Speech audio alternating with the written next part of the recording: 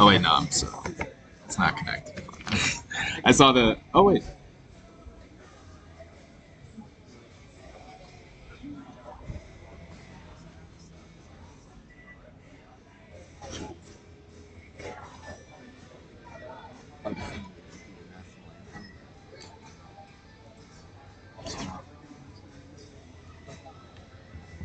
Are we muted?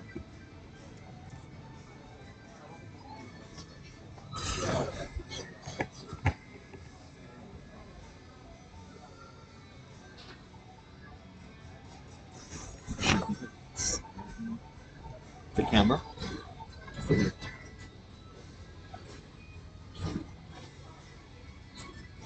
That's it.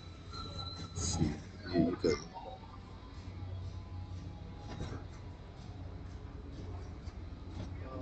I'll take as much of a lead on this as I can. Huh? I'll take as much of a lead on this as I can.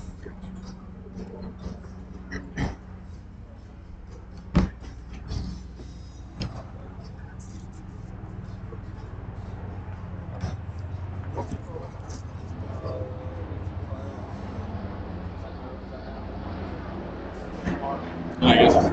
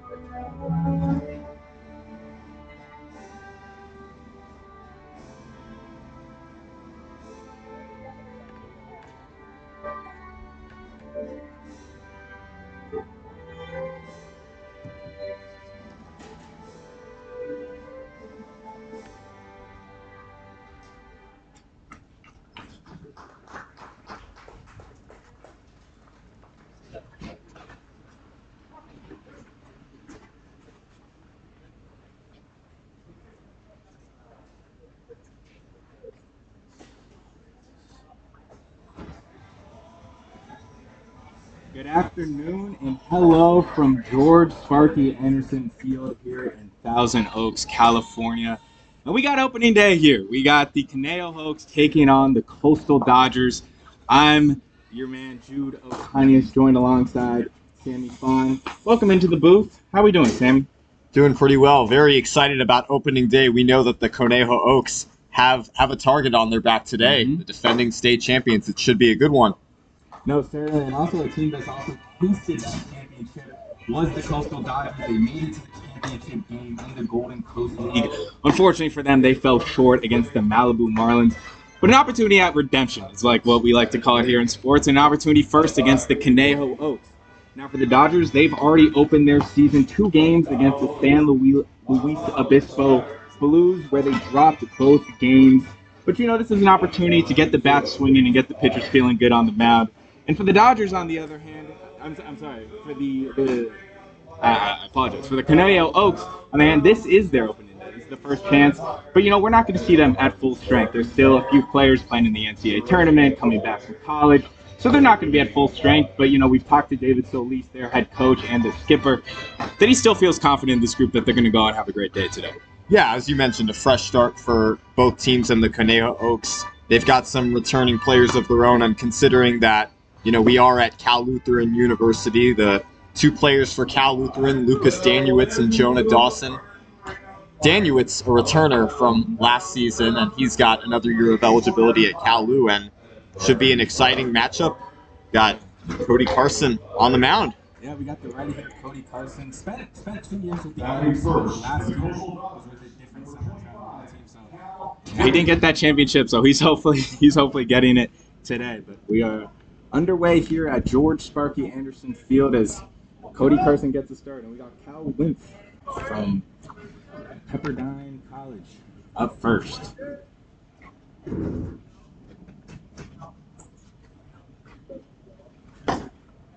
The ball takes it high. Cal Wimpf, 2025, hit 116 average, started 8 of 30 games. Here's the 1-0. Inside for the strike.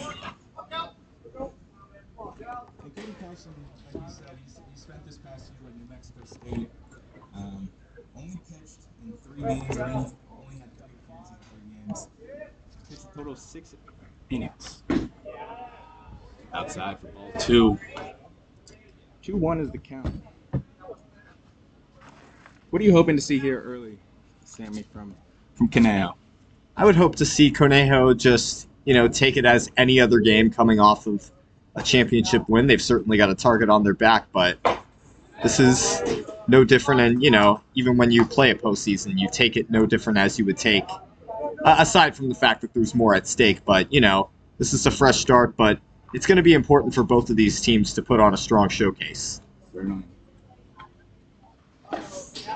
Inside for another strike.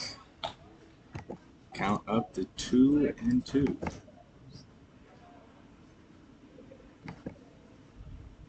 Three and 2, I apologize. Full count. Here's the payoff from Carson.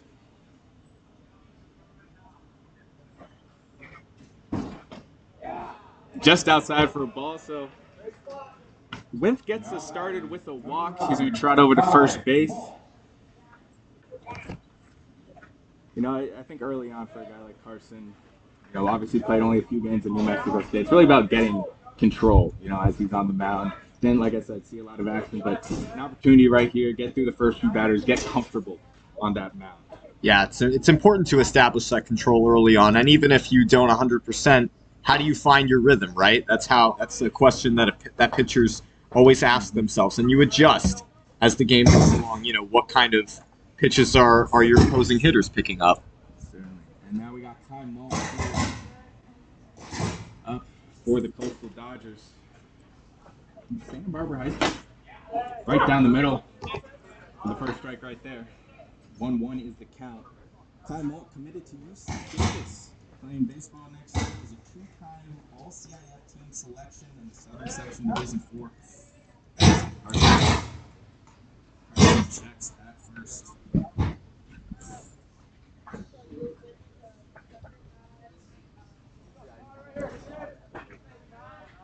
Apologize for a little bit of that background noise. Here's the 1-1. Inside.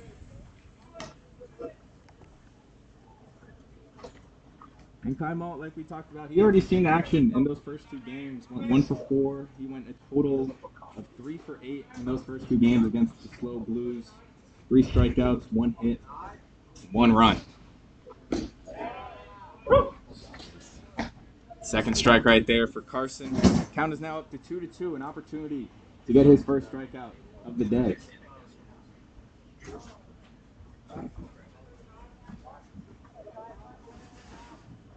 Here's the payoff. Gets him swinging, and there's the first strikeout from Carson. 88-mile fastball right down the middle. And that's got to feel good for Carson, who only had a total of 1 strikeout with New Mexico State this year. So he gets on the board with his first strikeout.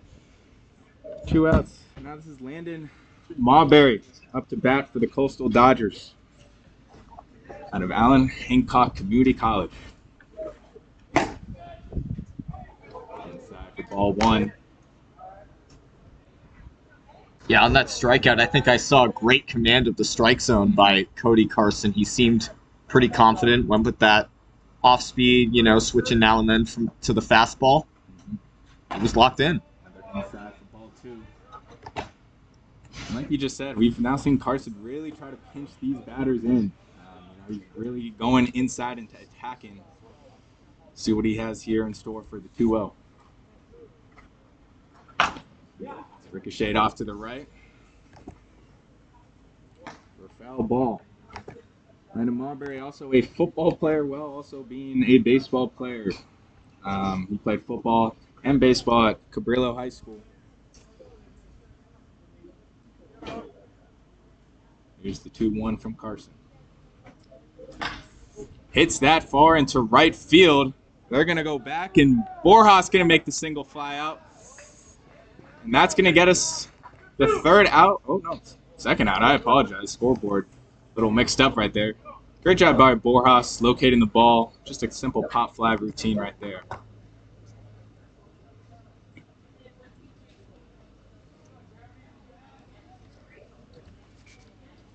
Now we got Jeremy Camarena here for the Coastal Dodgers. Senior at Oklahoma Baptist. Right down the middle for a strike for Carson. Camarena, a 125 average at Oklahoma Baptist this his senior season. 8 at-bats. Not much production. But he played 2 seasons before at Hancock College. Played a total of 50 games right there. So he's got some experience when it comes to being on this diamond. But let's see what experience he has right now in a 2-2 right here from Carson. Hits that to right field. That's going to be a good for a base hit and more. They're going to stay at second. So a single right there, 2-out single from Camarena. And the Dodgers stay alive here in the first.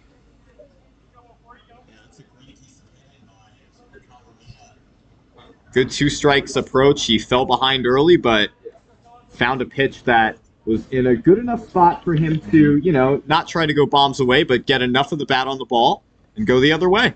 Yep. Straight off to the left. Now we have Sean Regis here, up to bat. The high school senior from Mission Prep High School. Kind of a do-it-all when it comes to sports. Was varsity football player and baseball player. And also, he's seen some action thus far for the Coastal Dodgers. He's 2 for 5 in the first 2 games versus the Slow Blues. Here's the 0-1. Pops that up in field.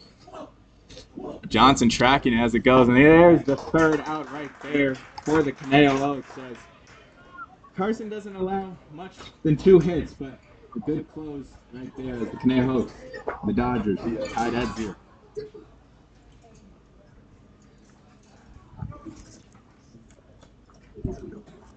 We are now. Okay, good.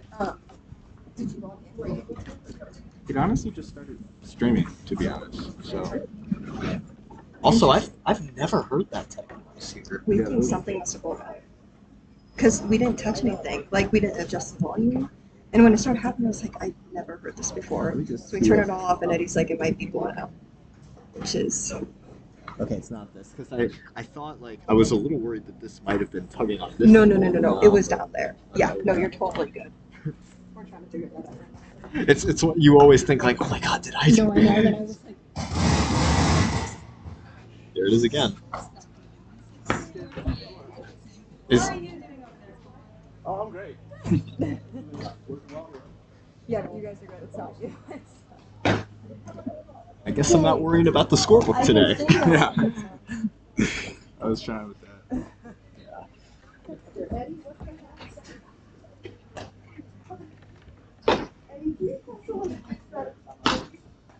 We need ICS. I know it's tough to be calling in that also. And doing all And this. doing- Yeah. Especially with a program that, we used Production Truck, which was similar. Mhm. It just, I think early on I was just a little uncertain with all set. And I guess it's just first day. Yeah. No, we'll figure it out. And I think when I do color, I think the person just hop on that because I think it's easier. I think that's a good idea. Yeah.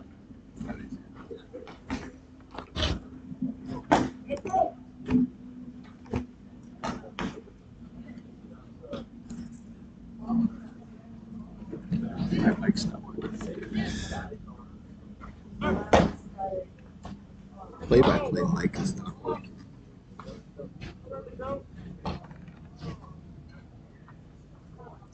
Yeah, my dad said the same thing. Oh, I'm heard fine, but you. That's weird. Do you want to try again? Yeah.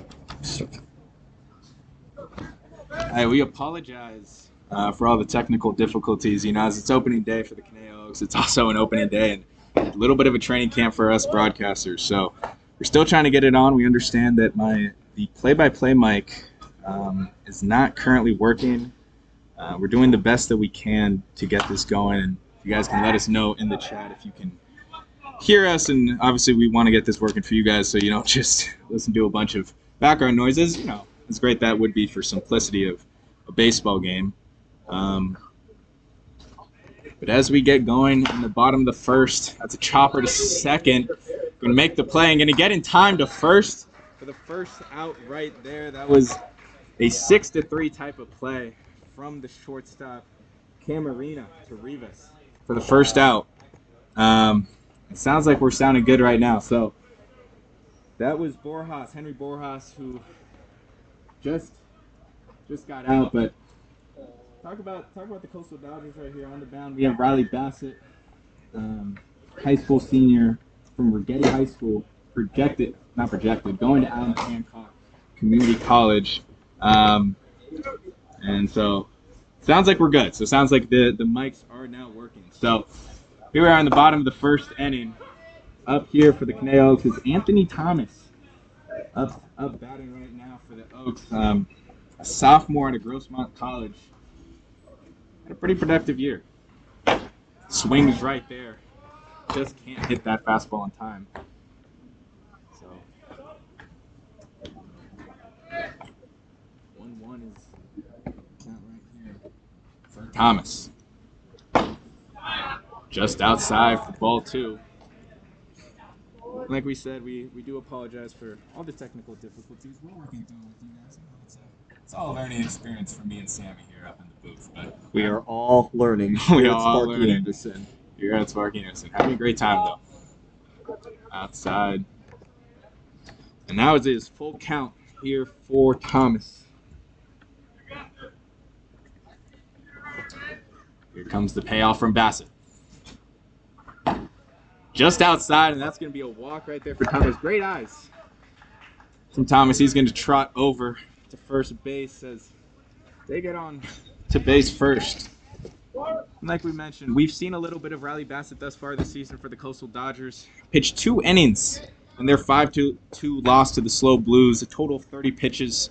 Had 2 strikeouts and allowed 0 runs and 0 hits. So quite the productive 2 innings from him. Up here we have Nate Johnson, the first baseman. Low for ball 1. Yeah, certainly a good projected pitching matchup that we have today here from Carson and Bassett. Certainly. The Oaks getting their offensive start. Nate Johnson has a twin brother, Nolan Johnson. We'll see soon. Swings right there. Just misses. 1-1 is now the count. But like I was mentioning, Nate Johnson's brother, Nolan Johnson, will be joining the Conejo Oaks relatively soon. He is a player on the University of Miami. Catcher, and so we'll see him in a few games thus far. The family loves baseball there.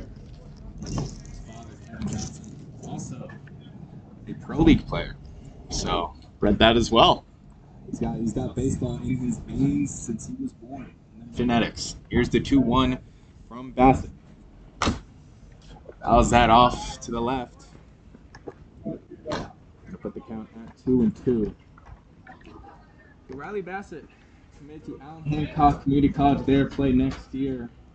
He was a player for this Coastal Dodgers for quite some time, so some familiarity right there for Bassett. Another foul ball from Johnson. Oaks attacking Bassett pretty well. Had 1 on and 1 out, but certainly Johnson here in this at-bat, he's been fighting off some tough pitches and just trying to reach the goal of moving Thomas over. 2-2 from Bassett. It pops that in to infield, and an easy out for Bassett as he just waits under that ball. And so 2 early outs here for the Conejo Oaks. Got a runner on first. And up next is Tyler Hawley, the third baseman for the Conejo Oaks.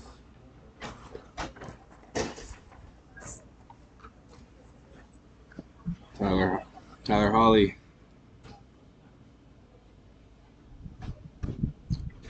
Junior, Cal State Fullerton.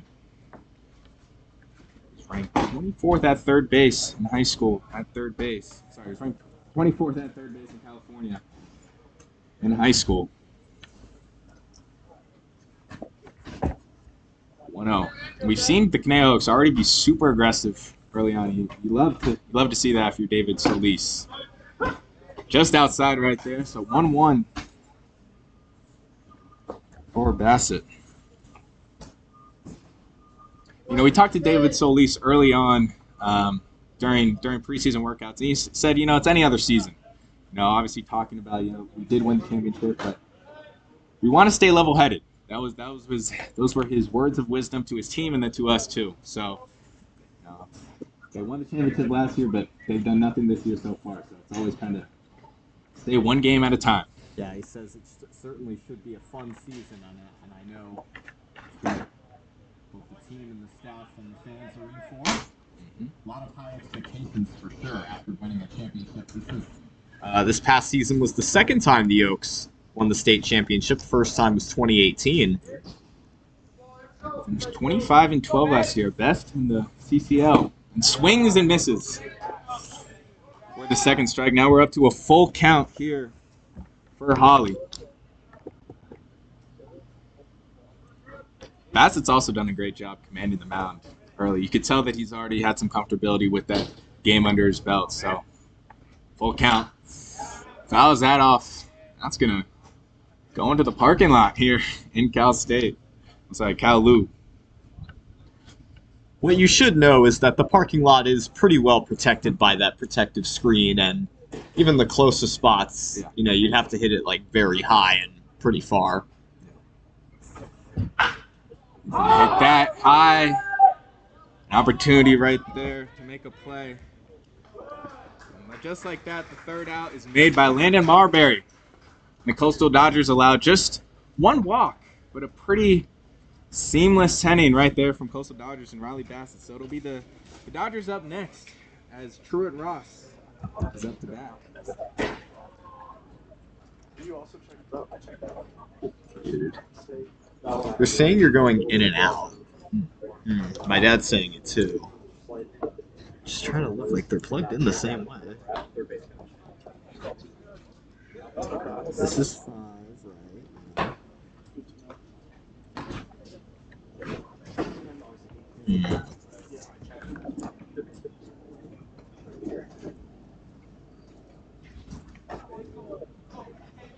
Oh, my friend Dart is live streaming.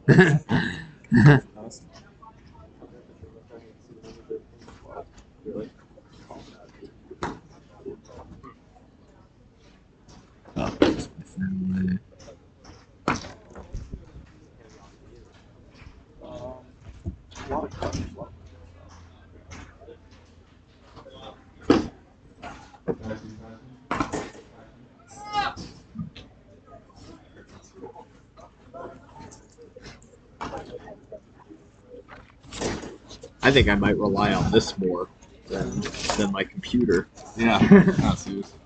Because, like, I have all my notes, but it physically takes a little while to get to all of them.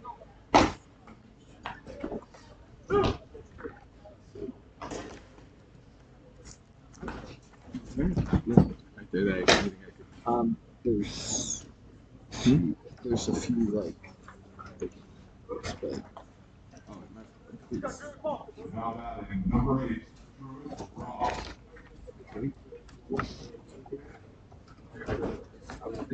Welcome back here to George Sparky Anderson Field as we get the second inning underway. And this is Truett Ross up to bat for the Coastal Dodgers. Saw some action early on, went 3 for 5 in the first 2 games. His first pitch outside from Carson. Truett Ross, a sophomore at Cabrillo Community College. So 166 at-bats and 46 hits. Fastball inside right there for Carson. 1-1. We've seen Carson still trying to find his groove here, but plenty of time just here in the second inning.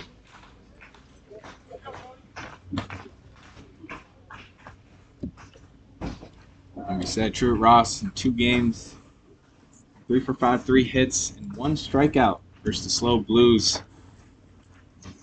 2 back-to-back games in May. Chops that to second base. Here's the play. Is not going to be in time. Ross showing off his quick feet. Going to get a base hit right there for the Coastal Dodgers to start this inning. That's a great effort at second base by Jonah Dawson. Dawson, a utility player going into his junior year at Cal Lutheran. But the way he ranged to his right up the middle certainly got the athleticism and the speed for second. Might see him in left even at first throughout the season as he played at Cal Lu, but he did everything he could, and Ross just beat it out. Certainly. Now we got Drew Capel up to bat for the Coastal Dodgers. He's going to take it inside right there for ball 1. Yeah, no, certainly. You've talked about he's a utility guy, and right there he showed off that athleticism. Just wasn't in time, but, first game of the season, you got plenty of time to work on that time. Here's the 1-0. Their outside ball.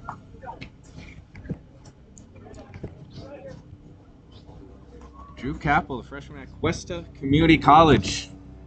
Saw a little action against the Slow Blues as well. Inside for ball 3. Like I talked about, Carson really trying to squeeze them inside, but sometimes you get a little bit too close, and you don't want to get into the issue of hitting the pitch, hitting the batters themselves. Here's a 3-0. Inside, that's going to be they're going to call the strike right there. Yeah, you never want to start walking too early. Umpires will call just for that. There you go. So here's a 3-1 from Carson. Abel looks on.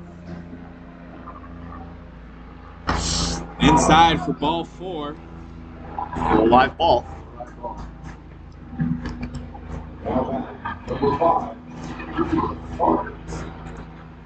Up here at the plate next is we got Cooper Carter, a sophomore at York University. Now, similar to us, Sammy, he's also studying to be a journalist as well. He's an NAIA baseball journalism intern. An athlete and a journalist, in my mind, dual threat. Dual threat, certainly.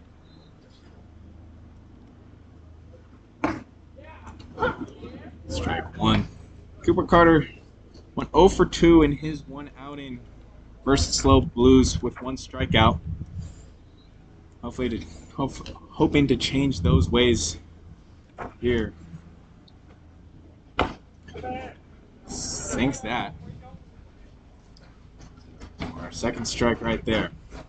Carson looking for his second strikeout of the game.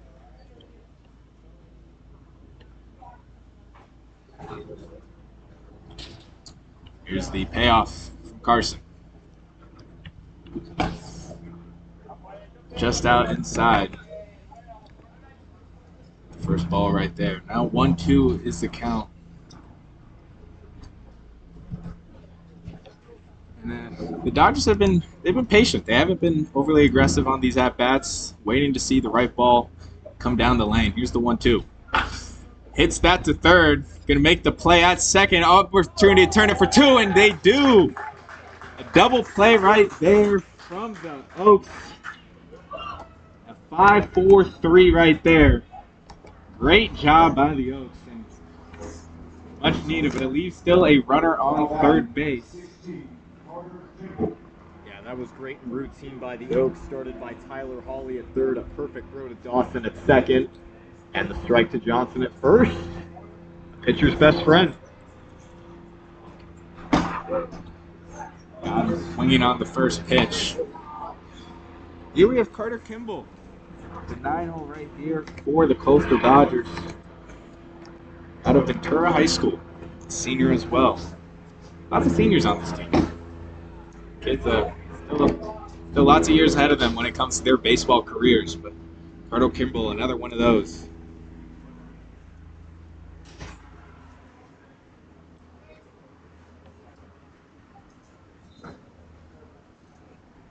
1-1 from Carson. Low and away for ball 2. So right here, they got a runner on third, still the Coastal Dodgers. So with 2 outs, you're hoping for somewhat of a pop fly or anything that doesn't allow that runner to advance. That's going to be hit straight into center field. That's going to be Veal to get the 3rd out. So Carson does a good job with leaving one man stranded on base. And as we head into the bottom of the second, it is 0-0.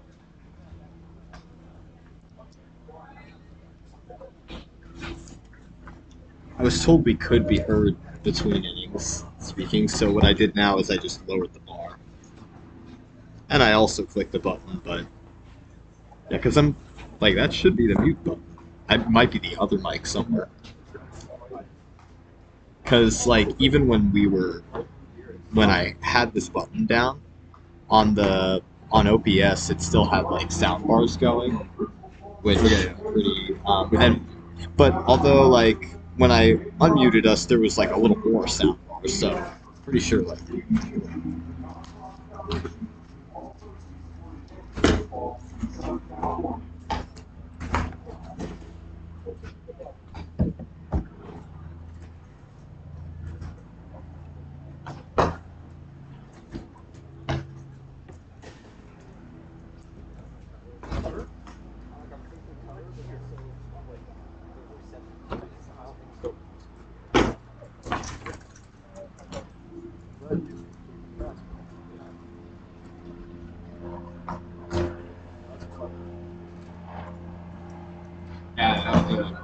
Yeah, I called that too early. I totally thought it was a ball and he like walked off. Yeah.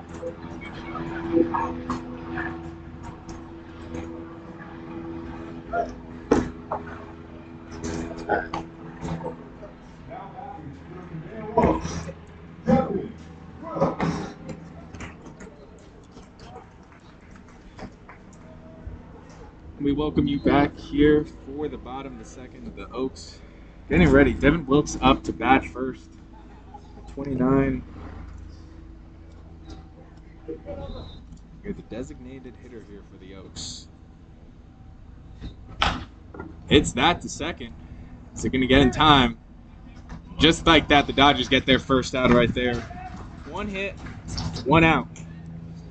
Right there from Amarina. He's been busy early on making plays for the Dodgers. Yeah, that's pretty expected as a shortstop and a middle infielder. I know personally as an ex-second baseman, you expect to see about the most ball action right in the middle of the infield, right? Because the chances of it going to the line and corner, they're there, but more common in the middle. So we'll have to stay at 10 all afternoon long. Now we got Jake Schwartz, a senior from Point Loma University, up to bat. Check swing, but still straight down the middle. So 0-2 right here.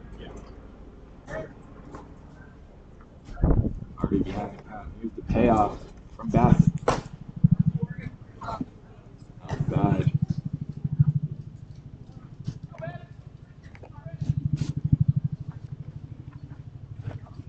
Jake Schwartz started his career at College of Conejo. Past year at Point Loma, where got 315, 30 runs, and 56 hits, and 36 RBIs on top of that, with 3 homers. So, outside at the bat, here's the 2-2. Grounds that to second base, and a play right there. And that's another out for the Coastal Dodgers. Routine play for Carter Kimball. Just talked about the action in the middle of the infield where we've seen first 2 balls go.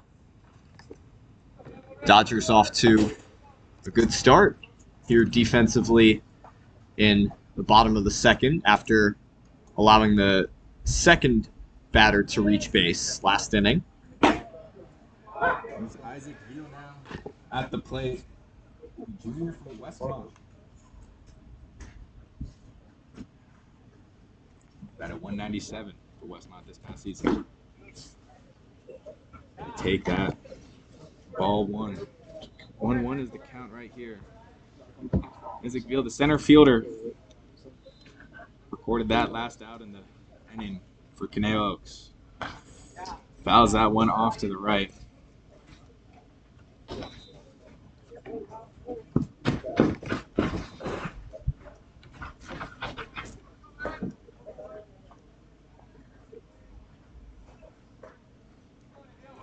Here's the 1-2 from Bassett.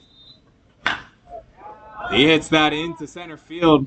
And another routine fly ball right there. So 3 up, 3 down for the Coastal Dodgers as Bassett continues to do great work on the mound. But we head into the 3rd inning as the score is still tied, 0-0.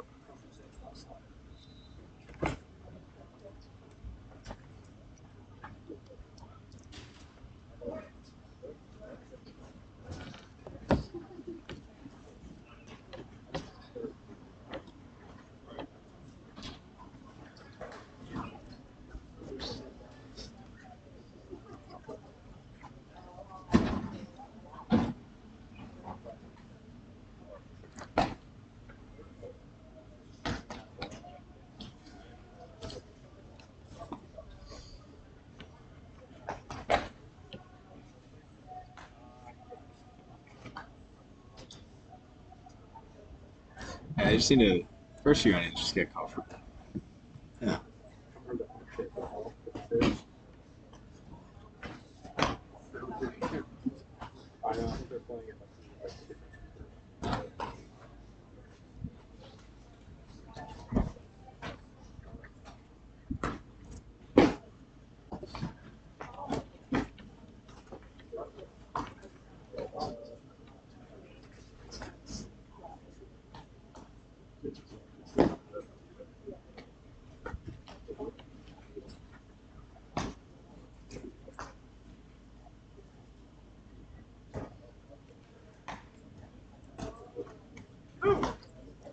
I'll bring us back.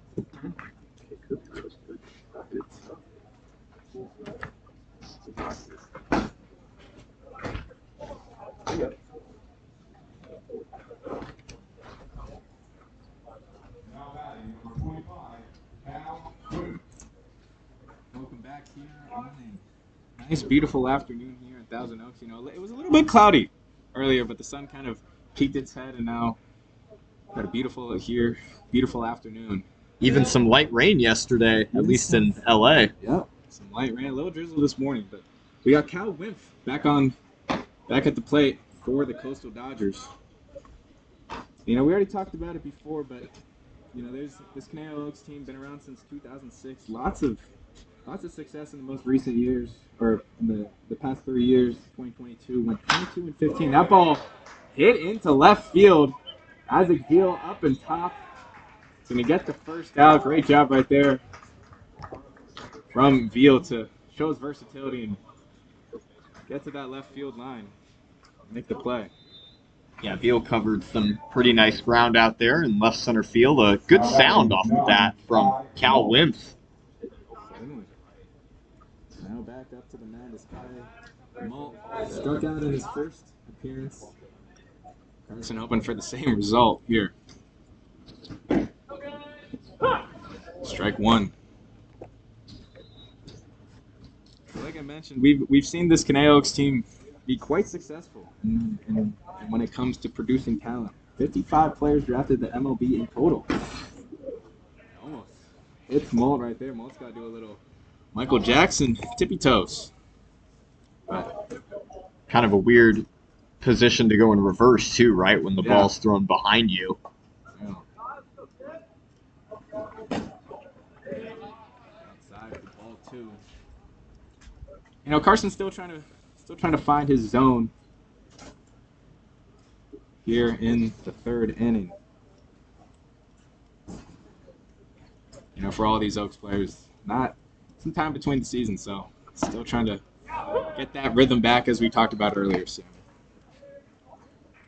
Can take time and just some establishment as you go throughout the season.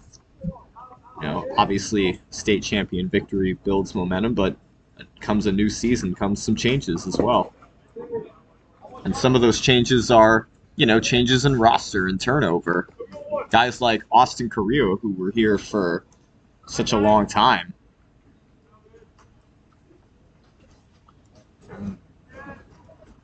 Here's a full count right here for Malt. Carson with the payoff. Right down the middle for out number 2 and strikeout number 2. So Carson seems to know his opponent quite well. Where right there with Malt is gets his second strikeout, and that's Malt's second strikeout as well. Yeah, the first one was swinging, and the second one was looking. So, definitely some adjustments in the pitching and the command there, but good pitching all around by Carson. That's grounded to shortstop.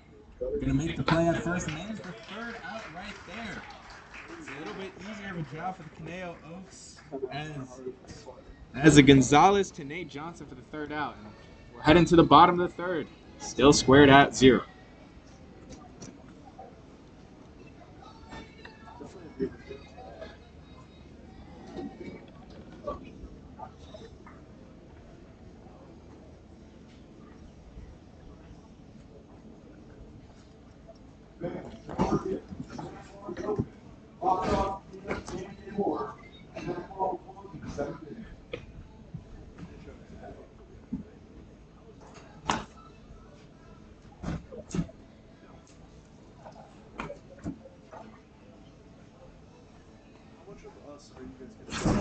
Huh? Muted us for now. Well, I think when we're talking, we'll be heard a lot more. Okay. So, I was. I don't think so. I mean, do you hear? I don't hear it in my headset. I was just told that there was some. That there was between innings, but I tried to mute us. Yeah. Has there really not been anything said since that last message? No, I think that was a smart idea. Yeah. Yeah, because I tried just doing this, but I guess that wasn't enough. Mm-hmm. Okay.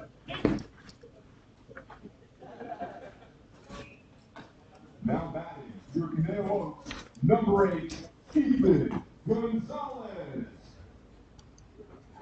Here's Ethan Gonzalez to get us started in the bottom of the third inning for the Conejo Oaks. His first appearance for the Oaks today. Junior of Cal State. Here's the first pitch. Right down the middle for strike 1. Cal State LA from Moore Park, California. Get this, he was the Ventura County Male Athlete of the Year in high school, and that's poked into center field for a base hit. He's going to hold at first. A great job right there from Gonzalez. Staying patient, gets in front of the ball, pokes it right over the shortstop, Camarina. And the Oaks, just like that, get their first hit. Yeah, that's a beautiful piece of hitting by Gonzalez. It's not about how hard you hit it and where, and he just got enough of the bat on it and put it in such a brutal spot for the Dodgers to track, and just that ball dropped. Now here's Jonah Dawson filling into the 9-hole. Sammy, I know you've seen this guy a lot in your time at Cal Lu. Like we mentioned, utility player, but can also do it with the bat as well. Yeah, Jonah Dawson, he certainly had a great past season in 2025. Mostly on the bench in 2024, but led off quite a number of games. Played batted in the number 2 spot, probably most on average for the Kingsmen this season. Count is 2-0 for Bassett. Runner at first.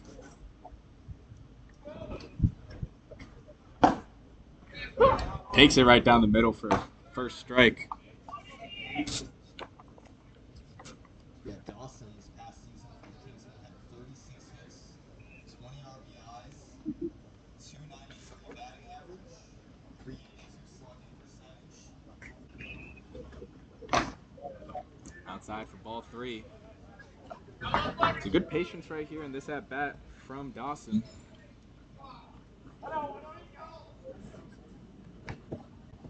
Here's a 3-run, 3-1. Runner at first.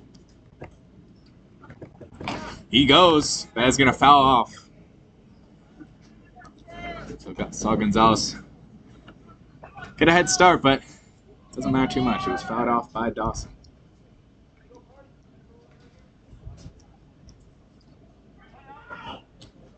Full count.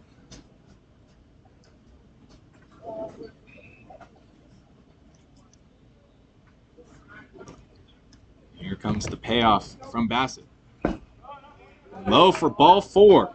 So Dawson gonna walk himself over to first base, and just like that, 2 base runners now on for the Conejo Oaks, and we're back to the top of the order with Borjas back to bat. A pop fly his first at bat. But now with runners in scoring position, let's see what the Conejo Oaks want to do. Look for the bunt right there. But pulled back the last second. Borjas for her college batting 342 this past season. 53 for 155. Fouls that one off to the right. So 1-1. This is certainly the most offensive production we've seen so far this game for the Conejo Oaks. Really the season, I should say. It's opening day. Certainly is. We'll see if they can continue that production with now runners in scoring position. He bunts that, fouls off. Hit the net. Thank God we have a protected net right here, Sammy. We would have got a few injuries from that one.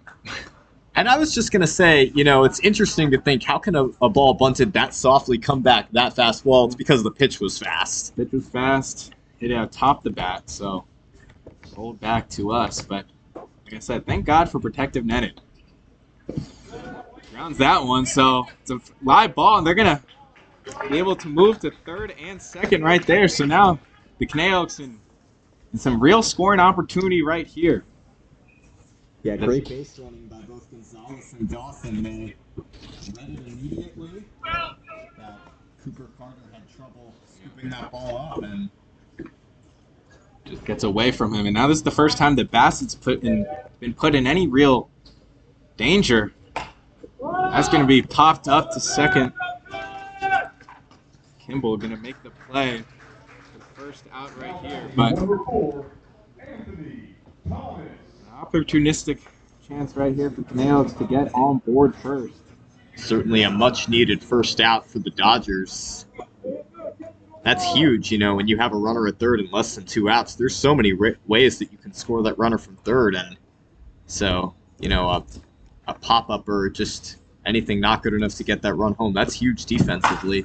Anthony Thomas is going to hit that into center field. It's going to drop for a base hit, and he's going to head home. Gonzalez going to get the first score of this game, and the Conejo Oaks are on board first. 1-0 with a single off Anthony Thomas. Yeah, good piece of hitting by Anthony Thomas, and both of the runners, Gonzalez and Dawson, had to be absolutely sure that that ball was going to get down, and Gonzalez scores, but for Dawson at second, he was not able to advance to third on that play. The ball was rather shallow in center field, and by the time Malt got it in, it was just too close, and Dawson ends up having to hold his place on a single. Not something you see every day. Nate Johnson back at the plate. Pop fly his first time. He's going to hit that to right field. And a great right play right there from Marbury. Great job. He laid out for that one. And that's going to get the second out. But a great piece of hitting right there from Nate Johnson. Someone that comes in with a lot of power, standing at 6'5", but just an even better play by Marbury. So no runner advances, but we've seen the bats really, really coming alive in this inning. Yeah, great play out there in right field by Marbury. For Dawson, I mentioned he stayed at second on that single, and that comes back to haunt him right there, because he would have been at third had he advanced on the single, and that could have been a sac fly for Johnson. But instead, there's 2 outs, still 1-0 Oaks. Now it's Tyler Hawley up to the plate, another guy that fouled out or pop flied in his first at bat. Runner on second and first. Up and outside for ball number 2. So Bassett, he went through the first 2 innings pretty much seamlessly. But now he's put on a little bit of pressure, runner on second and first. Here's the 2-0. Just inside for strike number 1.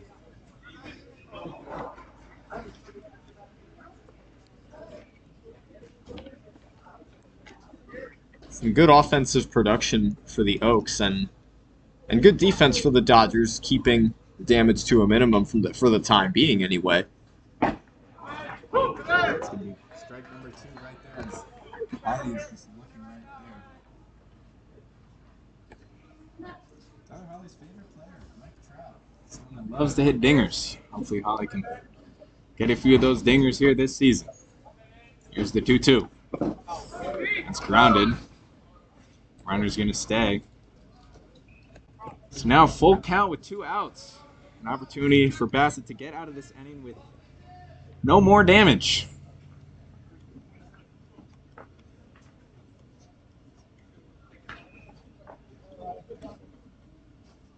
Here's a payoff from Holly. That's going to be low and an away for ball number 4. So bases now loaded for the Conejo Oaks as Holly trots over to first base. And here's Devon Wilkes. Grounded out his first time. Certainly a key opportunity right here for the Oaks. There's 2 outs, but with the bases loaded and already a little bit of damage that has been done against Bassett here in this bottom of the 3rd inning. A 1-0 lead, a spot for the Oaks to get some insurance. Low right there for strike number 1. And Devon Wilkes hit .480 last year as a senior in high school, 98 at-bats, 30 runs, 47 hits, and 30 RBIs. So that gets away right there from Carter, but runners stay at base. And umpire's going to call time. Oh, looks like they're calling a balk. And so Dawson's going to walk the home plate and get the second score for the Conejo Oaks. And they're saying that the balk was on the catcher. I'm not sure that I've actually seen that much. Yeah, it was a little strange. He didn't control the ball, but you know we've seen it already a few times with Carter kind of struggling to really control the ball, but it didn't look anything more like that than that, Sammy. So a little confusing, but the Conejo Oaks going to get their second run right there as Dawson walks home, and so Wilkes still going to stay at the plate. Yeah, an unfortunate break for the Dodgers. Second run of the inning.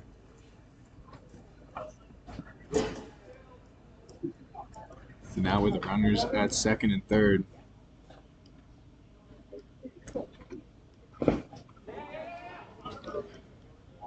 Carter able to get in front of that one. Also, for some clarification on that catcher's balk, it was because he stopped the ball with his helmet instead of the ball. I didn't catch that with my eye right away. To be honest, I didn't either. It looked like he just made the play with his glove.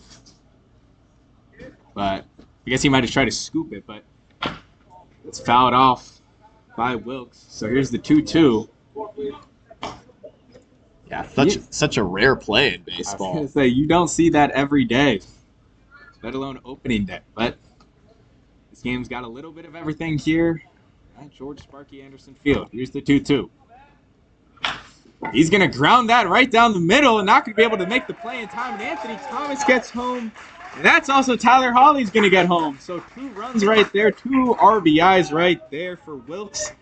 And just like that, the Conejo Oaks jump out to a 4-0 lead here in the bottom of the 3rd. So the bats weren't really getting going in the first 2 innings, and now they've come alive and even more. As the Oaks get 4 runs right there and a great play by just a straight ground ball right up the middle from Wilkes. I mentioned the Oaks were in business, and now they're really cashing in. You know, I mentioned about Dawson, the second run that ended up coming home at second base, him coming home on that catcher's balk and the other runners moving up, and Devon Wilkes grounds that ball up the middle, and you know, a great diving effort at short by Camarena, and it just skips away from his glove and allows both runners to score. Up now is Jake Schwartz, grounded out in the second inning. Big strike one right down the middle.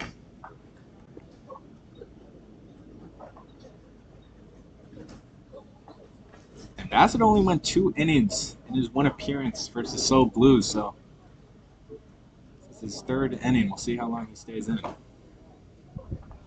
Outside for ball number 1. And so with 2 outs, Sammy, the Dodgers have still been able to do damage, which has been the impressive thing about this inning so far.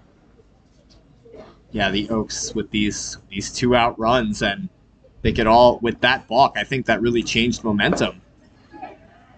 And that's another wild pitch right there, and so Wilkes is going to advance to second. And it's been a little bit of trouble so far for Cooper Carter, trying to control the ball. Yeah, it looked like that one may have bounced right below and off his shin.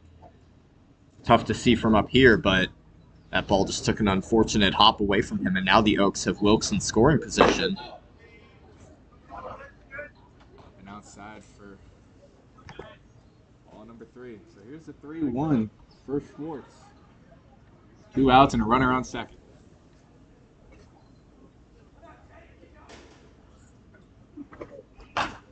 Pops that foul, but you're going to try to make the play right there, and Wentz going to get the 3rd out, so alleviates a little bit of the damage, but not enough as the Conejo Oaks score 4 in the bottom of the 3rd, and it's 4-0 Oaks heading into the 4th inning. A couple of little notes. Typically, if you say it's grounded, that usually refers to a ground ball. Okay, yeah. Yeah, because you can just say like in the dirt and stuff. And also, the ball that bounced, if it hits the catcher and goes away, typically that's a pass ball. Yeah. Yeah, wild pitch like completely gets away. And then just always like, one couple innings back you said, I think you said base first, but first base, and then a pop fly like that. I mean, that's pretty routine. Like he was like, you try, but just things to of course. I'm still learning, so. Yeah, no, of course. I'm used to calling a game. What I'm not used to is doing talking scoreboard. Yeah.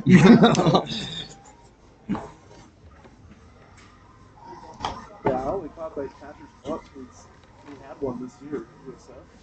Yeah. And as soon as I saw it, I was like, oh my god. So it's because he tried to catch it with his. He tried to shoot it with his mask. His mask. Yeah, and if you use your equipment, it's a catcher ball. So it's like if he scoops the ball with it, he pins it down to stop it, anything with the mask is a ball. Okay, cool. But you have to use Yeah. Only for your hand.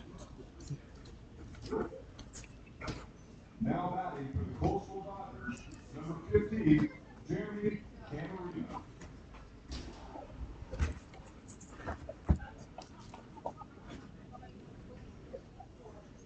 Jeremy Camarino take the play first for the Dodgers. Dodgers looking to now get some action themselves after a 4-running bottom of the 3rd from the Oaks. Strike 1 from Carson.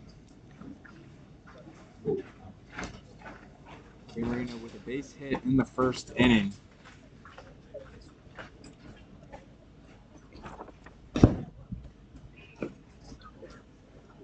Gets away from the catcher for ball number 1.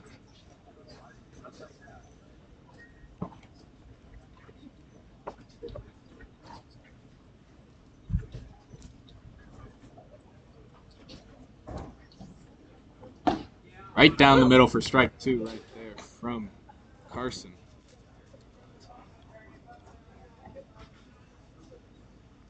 So the Dodgers, we mentioned, they struggled in their first 2 games. Really, that's been swinging either. 14 runs in 1 game and 5 runs in another versus the Slow Blues. It was their offense that got a little bit of a slow start, but they're hoping that here in the 4th inning they can get some action. There's a 2-2 from Carson. Grounds that into the dirt. Hits that in the dirt.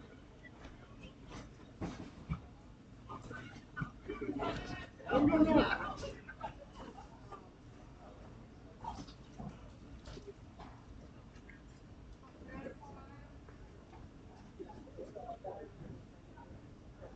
the 2-2. Clips that one fouled.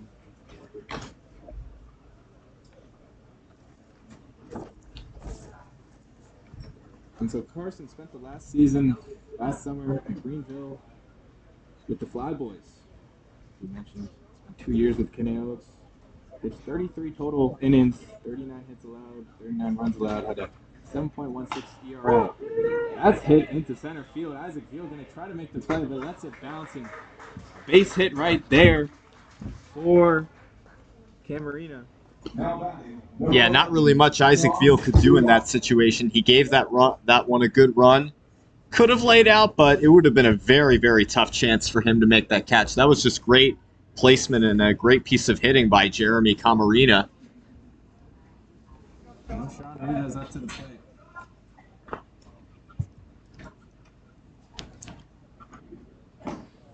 Inside for ball 1. But Cody Carson just missed that championship window when he left last season to not play with the Conejo Oaks. And to hopefully taste the glory of a championship this season.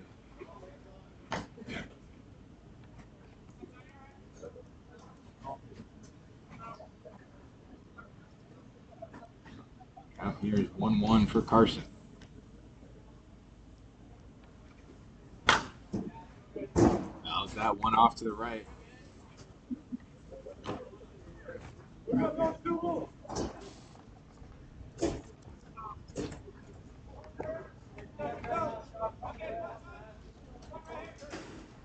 Runner on first. 1-2 count here.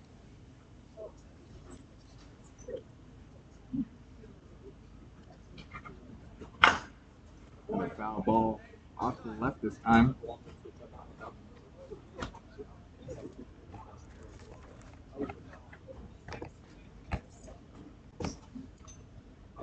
And really, since that outside of the first inning, Carson has been productive on the mound. He's definitely seen a lot more comfortability in finding his strike zone.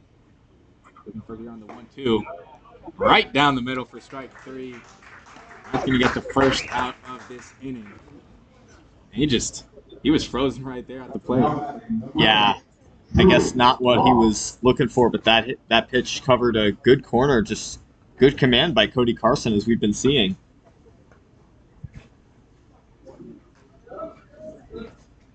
So 3 strikeouts here for Carson.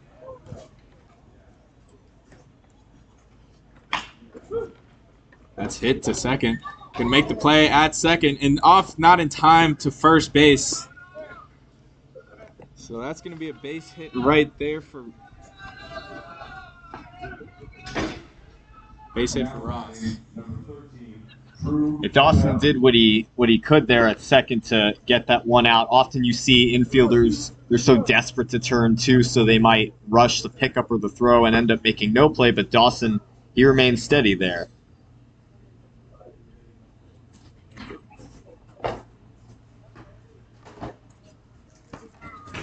It's a good fielder's choice. And a runner on first, but still 2 outs for the Coastal Dodgers. Carson is back to work. Got him swinging right there for first strike.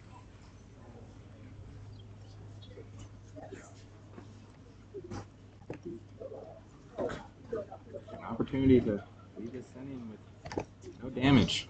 And he's going to go running for second, and not in time. Gets over the second baseman, Dawson. Just a hard but not very accurate throw right there from Thomas. So going to get to second base is Ross.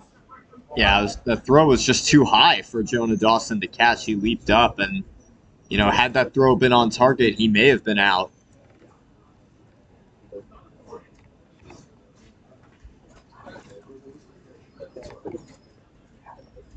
So now with a runner in scoring position,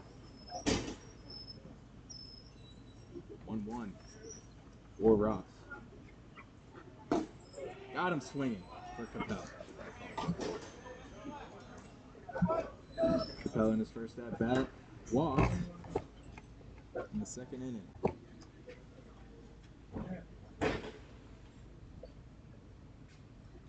That's the 1-2.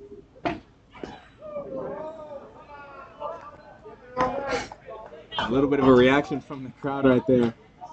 They thought it was a strike. Everyone thought it was a strike. Except the umpire. 2-2 right here. 2 outs. Runner in second. Here's Carson. Payoff.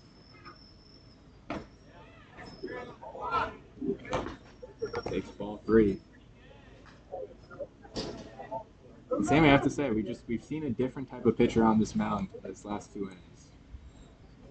We really have. I mean, you know, the Kingsmen did their damage, and you know, Carson just facing a little bit of traffic here in this top of the 4th, but you know, with a runner in scoring position, the Dodgers, you know, they certainly need to come through sooner rather than later with that hit.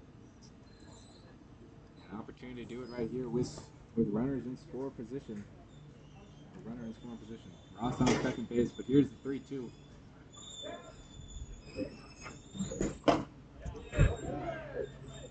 I'm going to call it safe, so Capel is going to walk the first.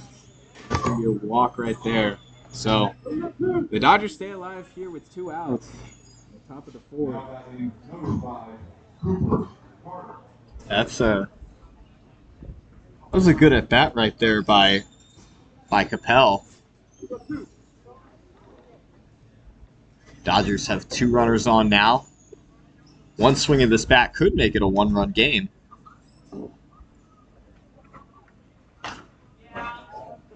Cooper Carter, last time he was at play, walked himself into a double play.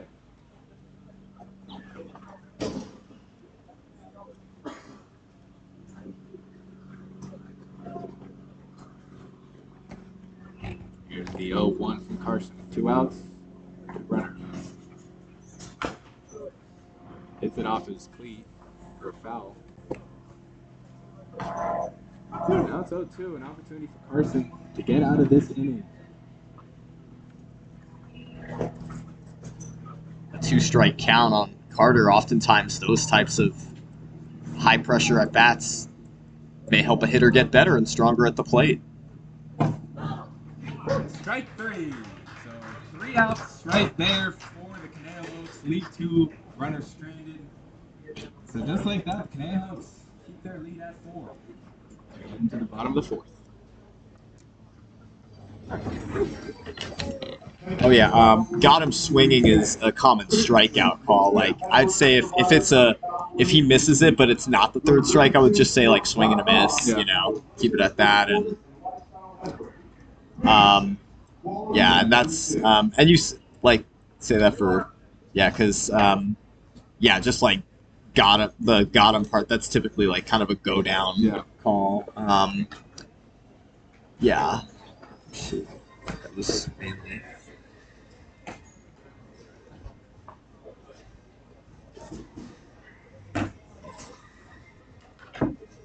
Yeah, I was just gonna point out, like, thinking about that catcher's block. Baseball's one of those sports that you really can only learn so much of it at once. So much of it.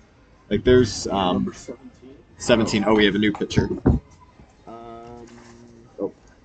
17. See one of the few guys not on the roster. Lovely.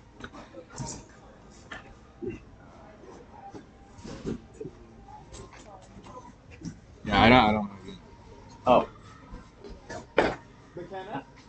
Who's number 17 for the Dodgers? Okay, thank you. How many hits did Bassey allow? Huh? How many hits did Bassey I don't know. It's hard. allow? Yeah, no. Oh wait, hold on. They have hits up there, so it would be 3. Yeah. I tried doing pitch count once, and it's just way too stressful. That's... Were you like trying to tally them? Yeah, like in the book. Yeah. But once you lose one, it's like No, he went 3 innings. yeah. No, I appreciate the notes. Of course, yeah. Did she tell us? No, she said she's gonna buy it. Yeah. Come on, rosters. Let's take this. How do you say this? Tedeschi.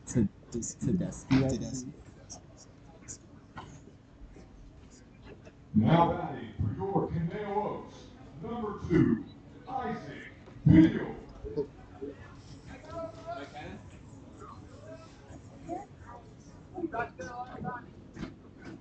Oh, Noah Habib. Noah Habib. She just texted it.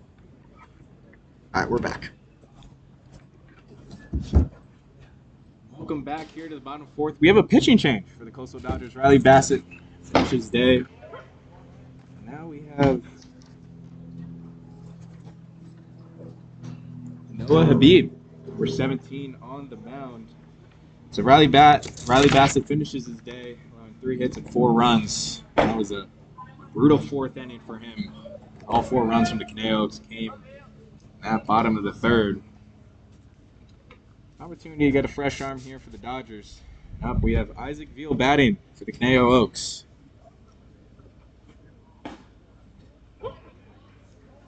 It's a second strike there, so 1-2 up in the count. Isaac Veal single in his first at bat in the second inning or 3rd inning.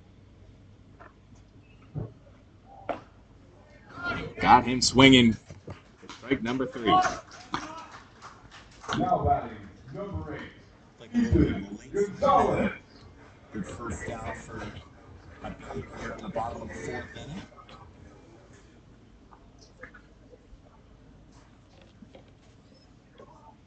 Brings up Ethan Gonzalez, who reached his first time up with a single. Take strike 1. One of the guys that came in with a run.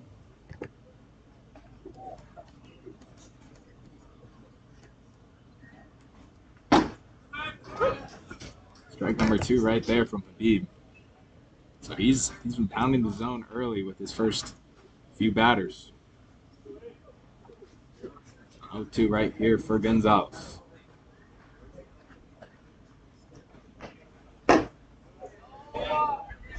Low for ball number 1. If you recall, back in the bottom of the 3rd, Gonzalez had that deadly placed single into shallow center field. It was just right between short and center.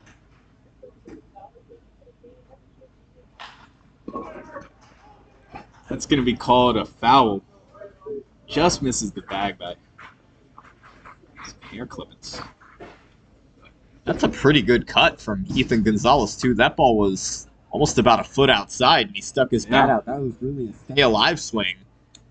Just poked it down the first base line, but in foul territory. So he stays alive with a 1-2 count right here. Off from Habib. Outside for ball 2. That's a great point. He really got out there. And it makes your job tougher as a pitcher, too, because now you think, okay, how can I, get the ball away from him? And you saw him go outside again just now. 2-2. That's hit into center field for a base hit.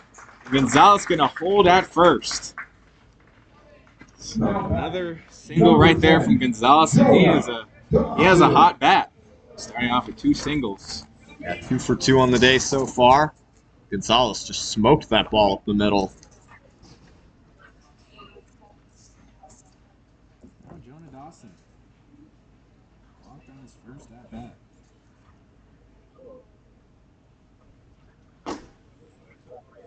Swings and misses right there for strike 1. And the Oaks have already shown, they're willing to play a little risky when it comes to base runners. Trying to get those stolen bases. So here's the 0-1. Out off from Dawson. Now down in the count 0-2. And you mentioned it earlier, Sammy, but this is a time where batters, this is a high-pressure situation. Get a little bit more aggressive. Whether the ball's inside or outside here. Trying to stay alive. Can certainly make you as a hitter. 2. Up and away. Good eyes from Dawson right there, not to swing at anything. Played in 15 games in 2024, his freshman year for the Kingsmen. Played him in high school basketball. Playing the state championship with my team from Los Angeles, and we played a state game down at Scripps Ranch. Fortunately for me, we lost. But Joe and Dawson, they actually won the CIF state championship in basketball that year. Pretty impressive. We're going to take inside for ball number 2. I can tell you, Sammy, it was a brutal drive back from San Diego. Oof, I'd imagine. Now here's the 2-2 for Dawson. Up and away, so Dawson's staying patient. Now up to a full count. Yeah, it's something the Oaks have been doing a great job is really working the pitchers deep into the count. You know, if you fall behind early, but just find pitches that you can feed off of and stay alive. Fouled off. Looked like that one just hit off the knob of the bat. Very close to being hit by that pitch, but stays alive. So quite the at-bat right here. Good matchup between Dawson and Habib. Back at it with the full count. Head over Habib. He thought it was going to go, but that's fouled off.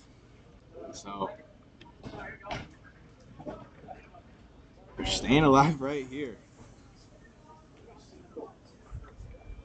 Yeah, and I think, you know, with Bassett being pulled early on after 3 innings, you know, you think about how the Oaks worked him deep. Strike number 3 right there as Dawson flips his bat away. I think he thought that he was going to walk to first base, but umpire makes a call, and that's out number 2 for Habib. Well, like I said before, as a batter, never start walking before the umpire makes the call, especially if it's a rather close call. Exactly. You know, there are umpires who will ring you up just for walking too fast, and, you know, it looked like that pitch caught the inside corner and a big second out for Habib. So Habib already 2 strikeouts here in his first inning. Back into the top of the order with Boris. Or Borjas, Henry Borjas. Outfielder. Inside for ball number 2. So last time with 2 outs, the Conejo Oaks were still very productive. Able to get a few runs on the board. Conejo Oaks have runner at first. Here's the 2-0 from Habib. Up and outside. So now this is the type of pitch right you're going to see from Habib where he's going to just try to get it into the strike zone. With the 3-0 count.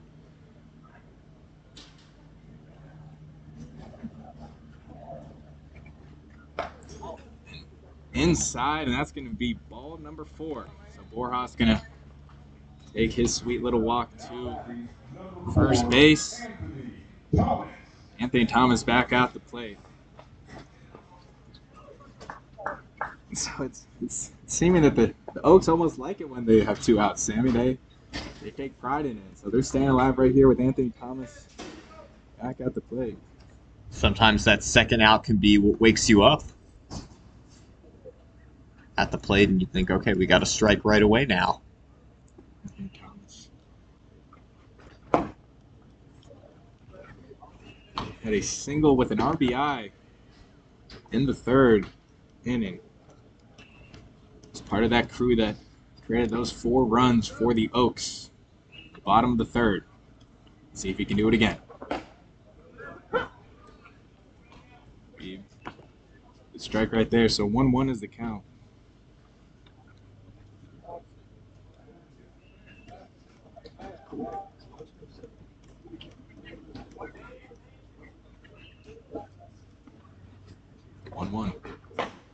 Outside for ball number 2.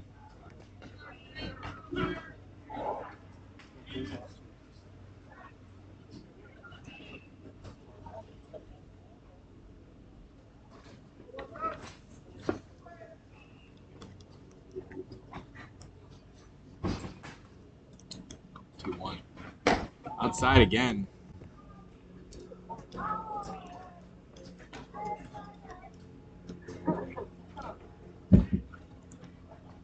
So, a little bit of a tough one right here at bat for Habib. Trying to place the strike zone against Thomas. Thomas out of Grossmont College played high school football as well as basketball, as well as baseball. Was First Valley All League. Strike 2 right there. So it's up to a full count for Thomas. 2 outs and runner on second and first. Played 4 years of varsity high school baseball. 44th as a catcher in California. And strike 3 right there as he just looks at that one go past him. So in the first inning of work from Habib, 3 strikeouts, and 0 runs. And we'll be back at the top of the 5th.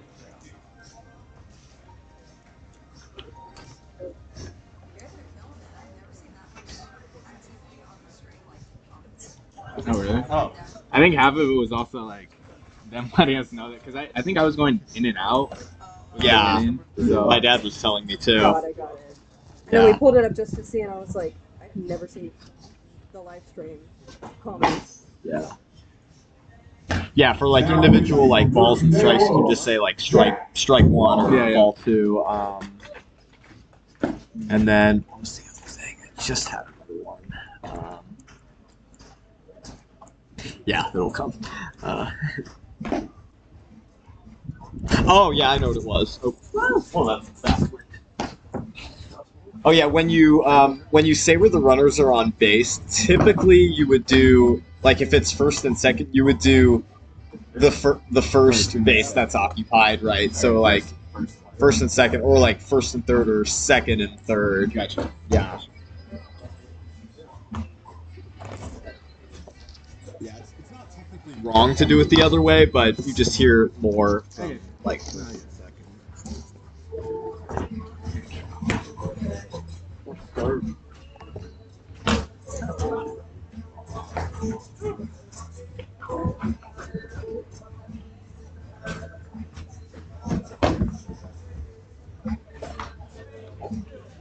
Shouldn't it? Alright, bring us back.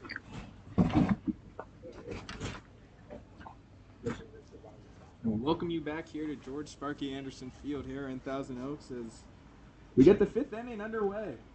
The new pitcher for the Conejo Oaks.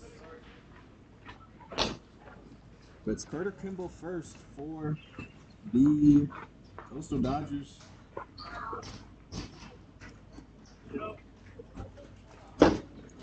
Swinging right there for strike number 2.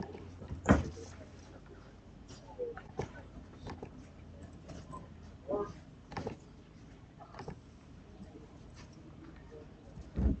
here's the 0-2. It's gonna be hit. And in time for the first out right there. Quick little connection from Dawson to Johnson. Get us the first out of the game. First out of this inning.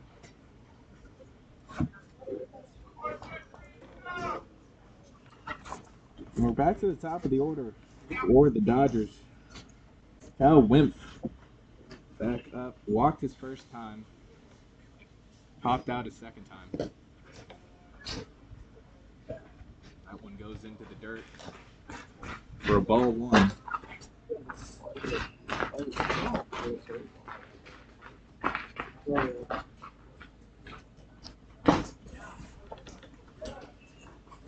Strike number 1 right there.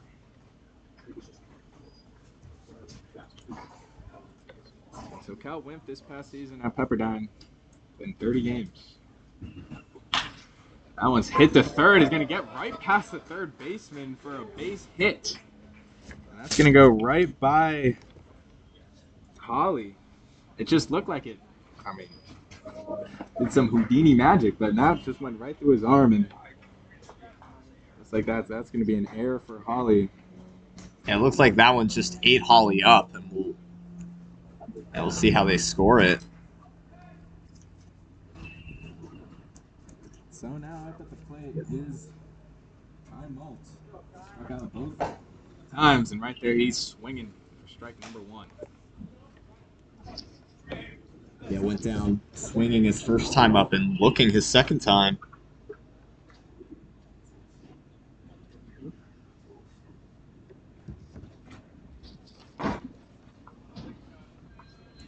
Jack Plummer now on the mound for Conejo Oaks at Regis University, a sophomore. Local homegrown Powder Mills kid.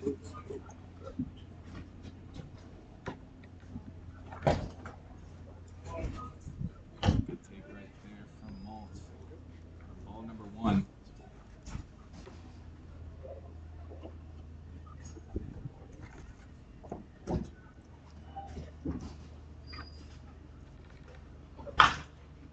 He fouled off to the left. For Malt.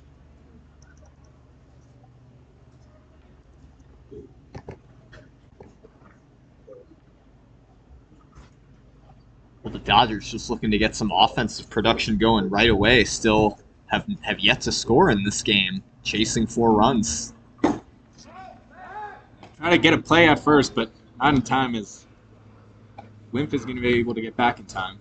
Slide. So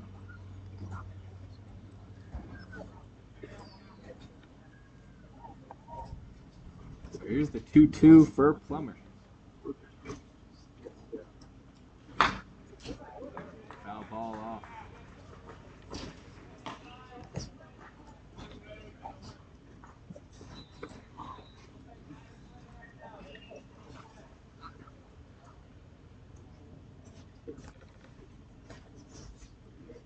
Here's the 2-2 from Plummer. Outside again, tries to pick him off.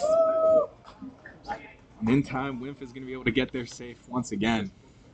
Wimp is really testing it. You know, he's leading off as much as he can, but still's got the quick reaction to get back in time.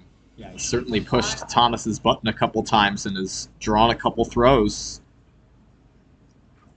Back here at the full count for Plummer. Checks at first base.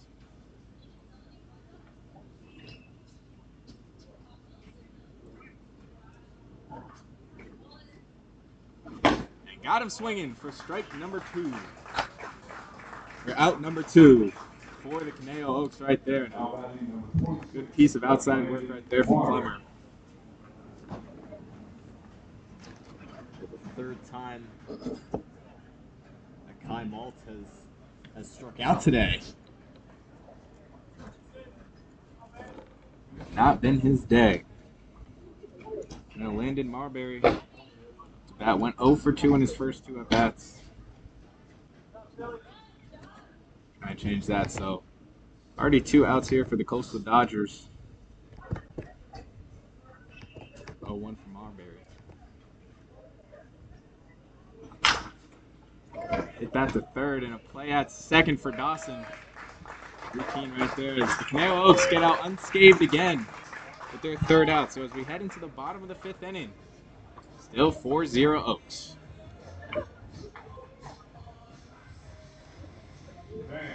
It's rattle time. Be on the lookout for Oaks staff walking around. Both muffled. Today's raffle is an Oaks bundle pack. Don't miss out. The winner will be picked from the top of the set.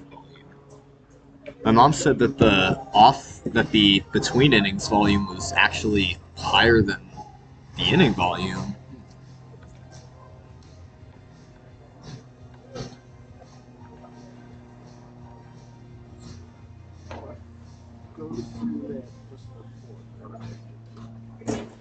Is Margot your mom? Yeah, Mark. Pitching for the Coastal Dodgers, Noah Habib.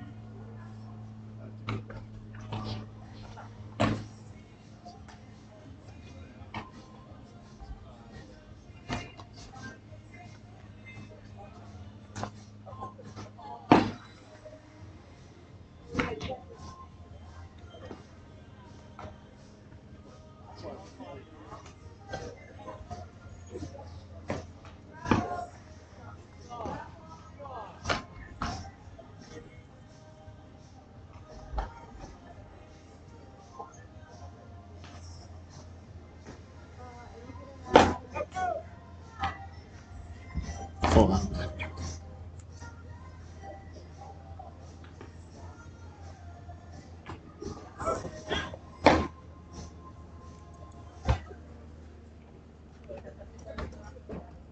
Now batting, All right, gonna bring us back. Nate. Nate Johnson going to get us started here in the bottom of the 5th inning as the Oaks hold a 4-0 lead here at George Sparks Anderson Field. Like we mentioned, baseball runs in this guy's family. He's got it in his genetics. Be back on the mound. Get them swinging on the first strike.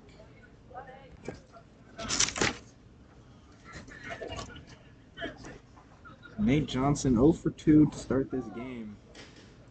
He's got the power to do it. In fact, in the 3rd inning, we saw Landon Marbury making absolute great play on that right side of the field to get out Nate Johnson, which probably would have been a double or a triple, but a great save right there by Landon Marbury. But Johnson certainly has the power to make that. So, Also, Noah Habib in his 2nd inning of work. yeah, he looks, I mean, for someone that was just coming out of the game, pretty confident. I mean, he had 2 strikeouts right there in his first appearance, our first inning. Fouled out. Great little teamwork right there by the Coastal Dodgers on the foul out.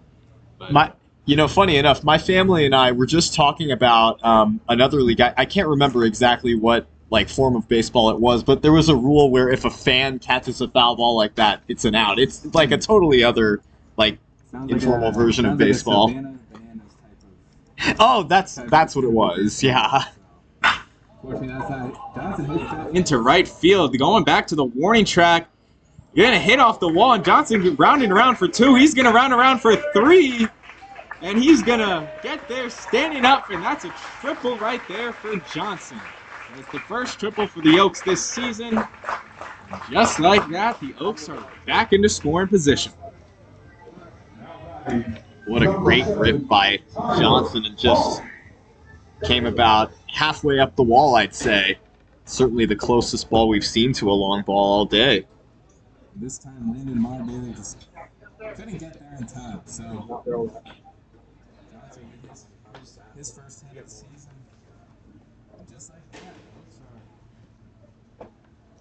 And then the Dodgers in danger. It's right in his feet, and so Habib going to try to get back into some more control.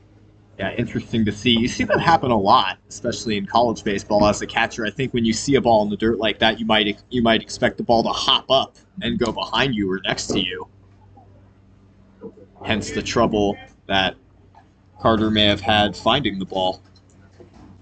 Carter's, as a catcher, you always are going to be put on the spot. But he's had to go after a lot of ground balls thus far from both pitchers, and Bassett and now Habib. Here's the 2-0. It's going to be ball 3 right there. So another opportunity right here for, a ball for Habib that's probably going to try to find the middle of the strike zone. An opportunity right here for Tyler Hawley to take advantage. It's going to get strike 1 down the middle.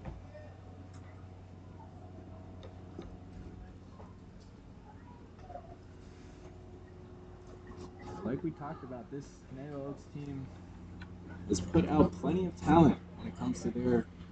And that's going to hit Hawley in the shoulder, so he's going to walk off to first base. Just like that with 0 outs, the Conejo Oaks have 2 runners at first and third. Now walking up to the plate is Devon Wilkes, responsible for 2 RBIs in that third inning.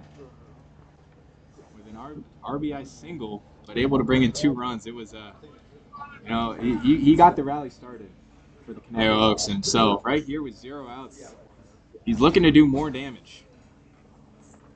Yeah, his ball that he hit was well placed too, kind of right up the middle and off the tip of the glove of Camarena. And with runners at the corners and nobody out, certainly a golden opportunity for the Oaks to score some more insurance runs. He gets that over the second baseman for a base hit. He's going to round for 2. That's going to bring home Johnson for another run. And Holly going to go home for another potential run, and not in time. He's going to slide out. He gets home. And just like that, Wilkes with another big hit to bring in 2 runners. And the Conejo Oaks up their lead to 6-0. And man, talk about Devon Wilkes. Just coming out of high school and already making an impact for this Oaks team. Yeah, Wilkes with his second hit of the day, and that was perfectly placed right in the gap, right into no man's land. 2-run score on the play, both Johnson and Holly, and now the Oaks with a 6-0 cushion. So now up to play is Jake Schwartz. 0 for 2 in his first at-bats. What are the older guys on this team? Seniors.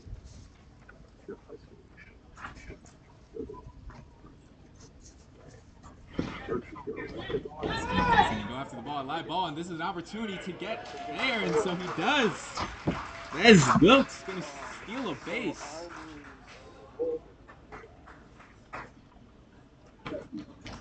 That hit into the ground, and Carter just not able to control it in time, and so Wilkes picks up a stolen base, and once again, Sammy, the Oaks are back into another great scoring position. Yeah, gutsy base running by Wilkes. Almost tempted to say great base running. It was certainly risky, not a shot either, but Wilkes now 90 feet away from scoring.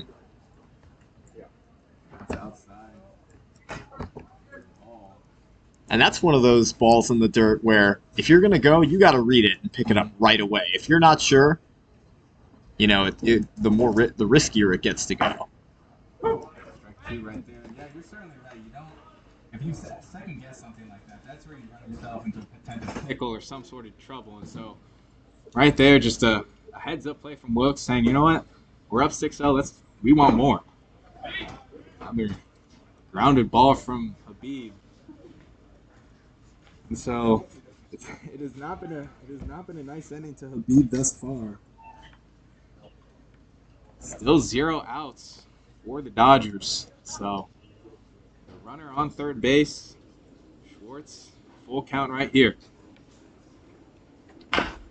Chops that one to first base, and not going to get there in time. So, Wilkes stays at third, not testing the waters this time, but Schwartz going to walk to the dugout. Yeah, I'm honestly surprised that Wilkes didn't go home on that one, because whether that ball was going to be fielded or not, it was hit high enough for Wilkes potentially to have enough time to run home. And it was Sean Rivas who was went upstairs to make that play. Now Isaac Veal back, struck out his last time on the plate. That's going to be foul. He let that one high in the air. Just going to get outside of the fence. An 0-1. And yeah, these past 2 innings right here for the Conejo Oaks have been damning against the Dodgers. The bats have come alive. That's what you like to see if you're David Solis. These are first time really playing together for a lot of these guys. A few of them were on the team last season, but 90% really of this roster is brand new. So early on, they're showing their activity. Tries to frame that, but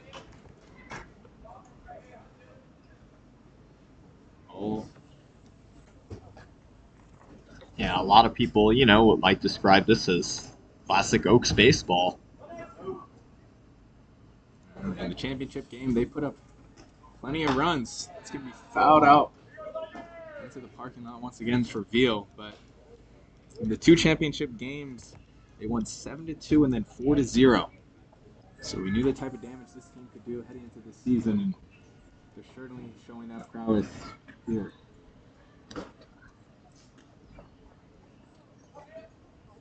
Here's the 1-2 for Veal. Fouls out to the left.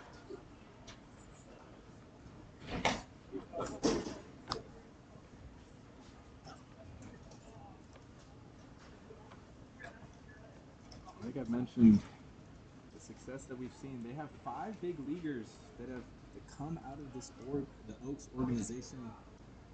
A few that are still playing, but that's a big deal when you talk about coming to this team and trying to build up a program. You can point to the success that they've had. Look, we have guys that made the show, made the big leagues, 5 big leaguers in fact.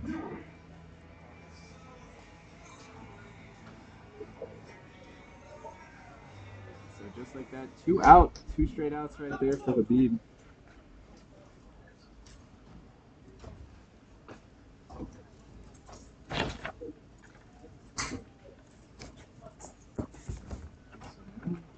Into the ground again.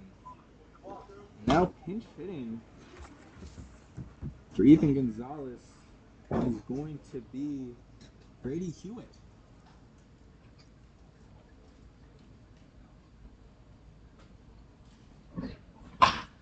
He hits that into right field. And it's going to be a routine play right there for Marbury to get the 3rd out. Yet the Dodgers don't leave this inning unscathed as the Conejo Oaks had 2 more runs in the bottom of the 5th. Oaks lead 6-0.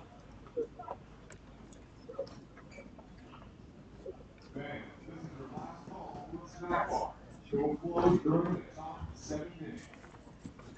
Once again, last call for snack bar will close at the top 7 innings. If you want to talk about some of the dudes that got drafted, That's a good point. I'll try to bring that up. You're saying our voices are the clearest between them, but I wonder, is this higher? Because you would think up would be. Because I'm just looking at the numbers. Right. And that's infinity. Like, Do you want to try start the inning kind of like that? And then see. voices are clear. Yeah, because somehow clearest during half innings.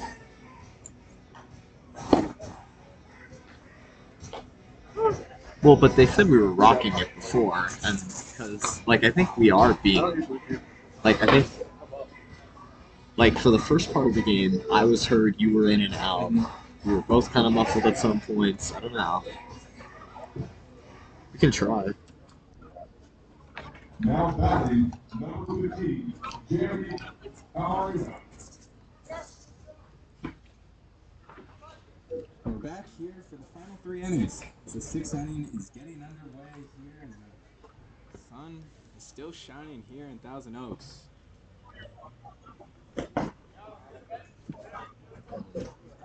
Take a jump off of Thomas's gloves. And Jake Plummer played high school ball with the Johnson Twins. In fact, at Westlake High School. Right now, he is attending Regis University as a sophomore, and in 2025 saw 3.2 innings of work, 7.36 ERA, and 4 hits and 4 total strikeouts. It's going to be ball number 3 here. Camarena tries to get something going for this Dodgers team. 4-ball walk to start this 6th inning. Now batting, number 11, John Rivas. And walking up to the plate now is Sean Rivas. Struck out his last time at the plate. Just watch that one pass by for strike one.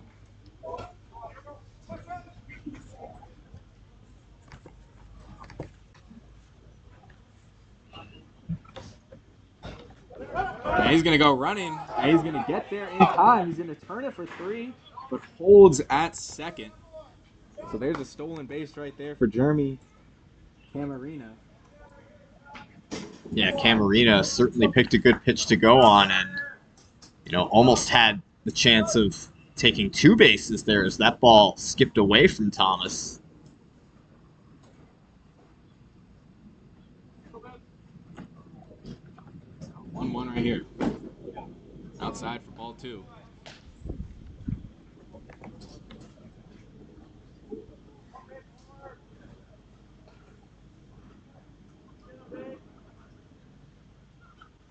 So Sean Rivas in high school played offensive lineman and linebacker as well as playing baseball. Outside pitch for ball 3.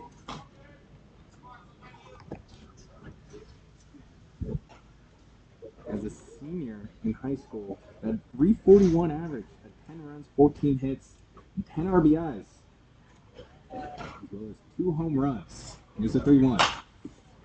How's that one off? Staying alive here. And right now, if you're the Dodgers, you're really trying to get anything positive, trying to maybe even get some base hits right here. It's anything that can sort of get this rhythm going for an offense that has been stagnant through 5 innings. It's a 3-2. Chops at the third base. And it's not until gets in time right there for the first out. Holly to Johnson. Pitching number 12, Hugo Metcalf. That's a big out for the Oaks, able to keep that runner at second.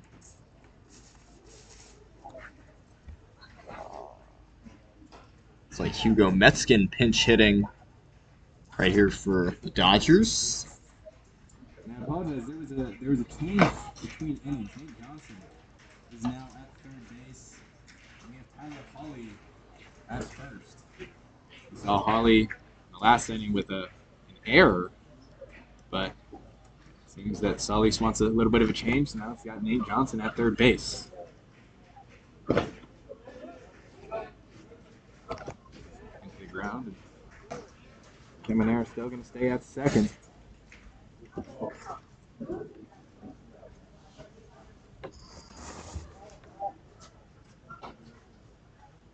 So now we have Hugo Metzgen.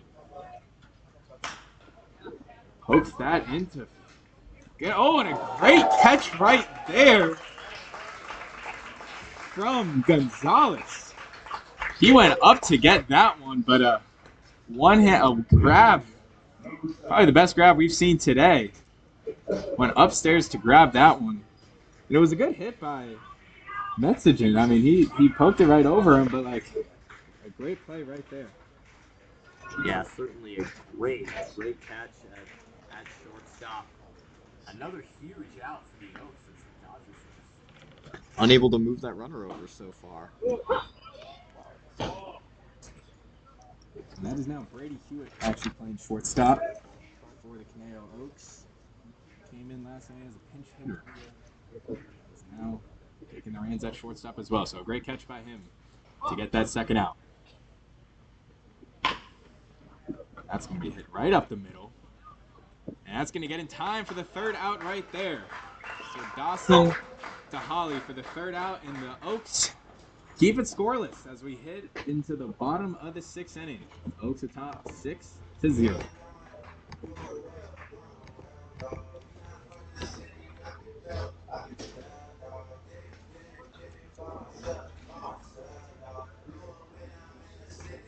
Yeah, I realized after it was huge. Yeah. I think also, both the corner infielders essentially swapped positions. I'm so curious. Did they say anything about that last inning?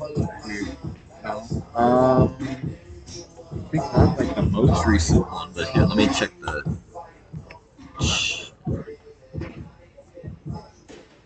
Quiet. I was.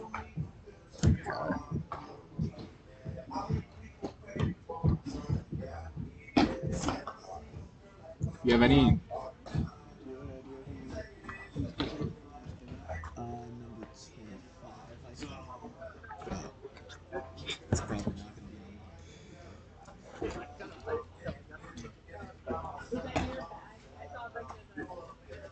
I would say it's a guess out of the 4 guys not with a number, but the last guy wasn't even on the roster. So.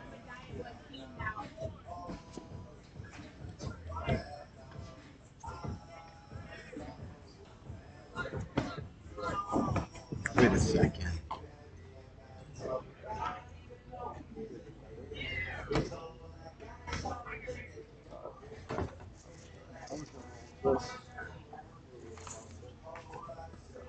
I'm just gonna see one thing.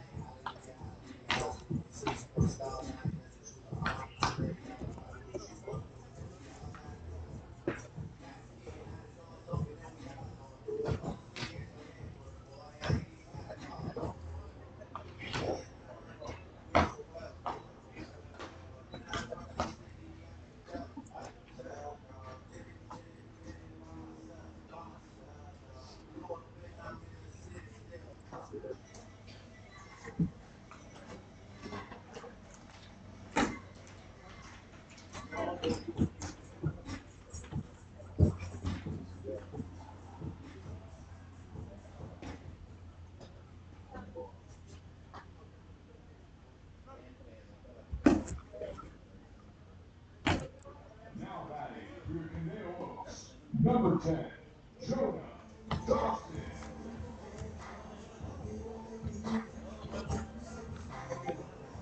Do we have the?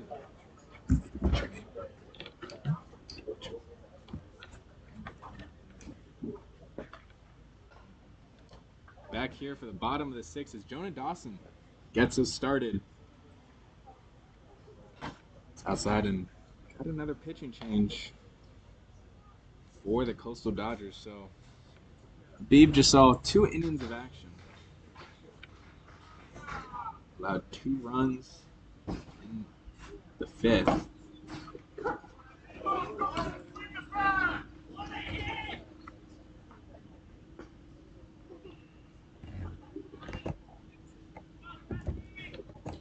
So here for the 3rd time is Jonah Dawson.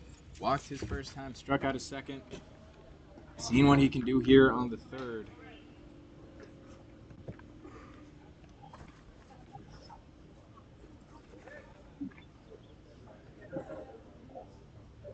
Here's the 2-1.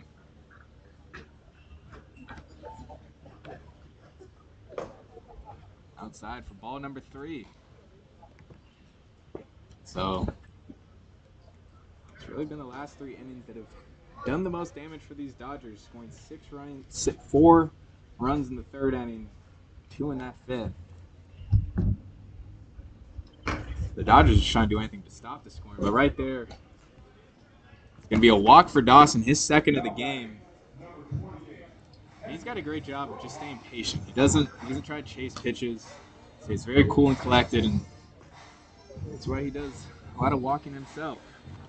Yeah, and that's an important trait to have as a hitter, especially that, doesn't necessarily hit a lot of long balls. We have not seen Dawson hit one over the fence, but he is a great contact hitter, and he's a batter that, at least certainly for Cal Lu, has really stepped up in this past season.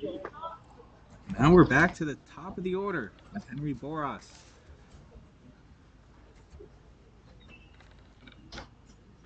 Oh, we're doing that one way outside. For ball number 1.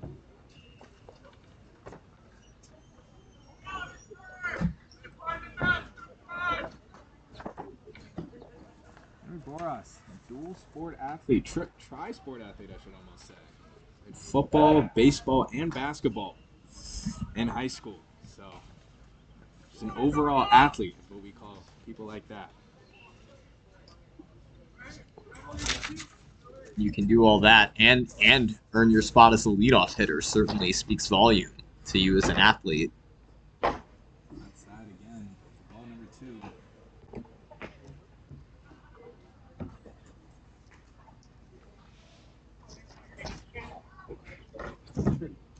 2025 I've entered college. 244. A 4.23 on base percentage. That one gets away from the catcher, and Dawson gonna get to second, advance to second base.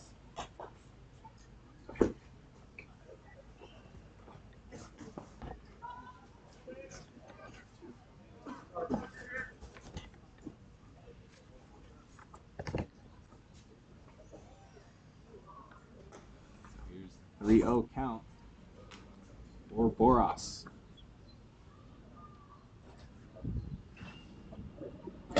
Outside once again, and Boras, a 4-pitch walk right there. He's gonna head himself to first base, and we do have a catcher change with now Daniel Shu at catcher for the Coastal Dodgers, a sophomore from Los Angeles Pierce Community College.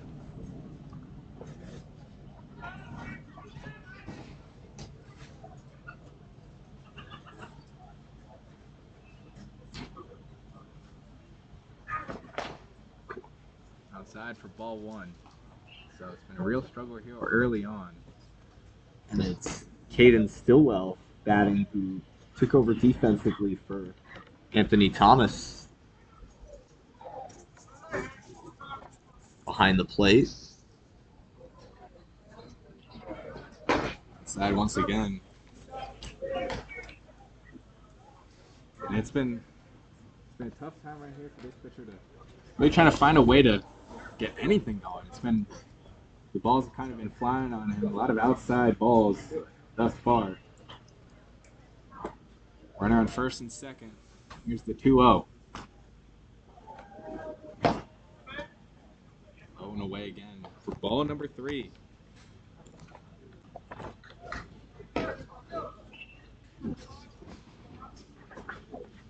What's kind of the message you would say to your team right now, down 6-0? Sam? What are you telling the guys to still keep them confident, even though you got just a little bit of time left?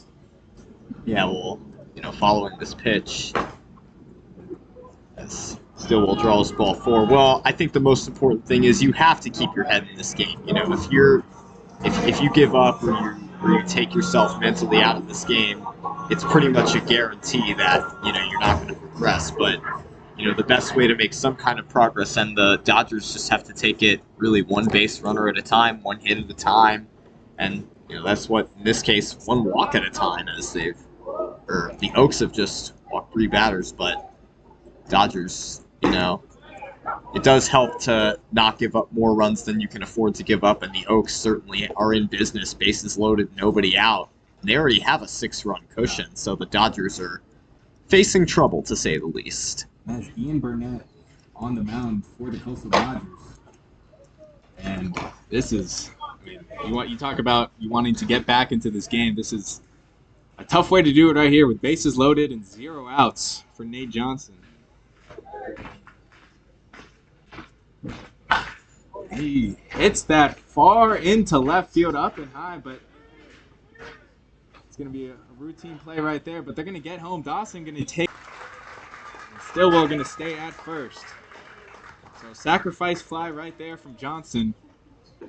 And he got all over that ball, just not enough distance on that one. But it does bring home Dawson for the 7th run of this game for the Conejo Oaks. Nate Johnson did precisely his job right there. Bases loaded, nobody out. Got a good pitch that he could drive to deep left field and bring that run home. And with Dawson's speed, that's an easy run.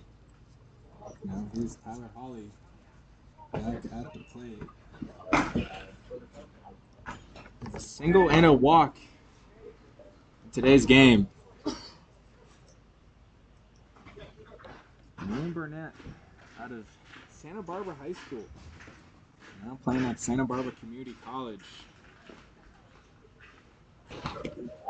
That's going to hit Hawley in the thigh, and so this inning keeps getting worse for the Dodgers as still just one out and another bases loaded situation for the Conejo Oaks. And the man who's been doing it all day is now coming back to the plate. That's Devon Wilkes. So not a sight you're trying to see if you're a Coastal Dodgers fan right now. Yeah, ball hit over the fence would put the Oaks up by 11 runs. Bases full of Oaks again. And way outside, it's a wild pitch, and that's going to bring home Boris for another score. And just like that, the Oaks get their 8th run of this inning. And Wilkes this time didn't even have to swing the bat. He just had to watch it go by him, and the Oaks still score a run. Yeah, Burnett just totally threw that one away behind Wilkes. And now the Dodgers have no force on the bases. So the Coastal Dodgers coming in looking like they're expecting a bunt. So here's Wilkes on the 1-0. Hits that into right field, and that's going to get over for a base hit and more. That's going to bring home Stillwell, and that's going to bring home Holly, going to get home, and that's another double right there for Wilkes. It got over the head of Marbury. It keeps getting better for Wilkes, who's just been red hot today for the Conejo Oaks, and that's going to bring in 2 more runners. As the Conejo Oaks now, Sammy, make it a 10-0 score. That's going to be it for Ian Burnett. Yeah, well, it keeps getting better for the Oaks. Really. It really does. And so, Ian Burnett does not even survive an entire inning. Looks like we're now going to get Reagan Gale.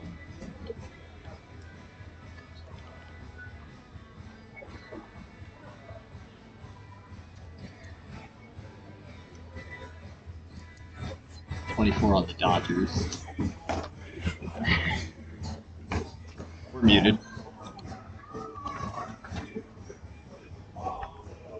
I can. Yeah, we can wait. Yeah. Yeah, I've done that. Yeah. People have. Yeah. Also, with the infield in, sometimes it might be a bunt that they're expecting, but what they were really expecting there was a ground ball, so that if the runner goes home, then they can get the runner home. Yeah. If you play up, yeah. Yeah, I mean, also, I'm bragging. You're more than willing to explain. If I say bunt. Yeah, I can. Back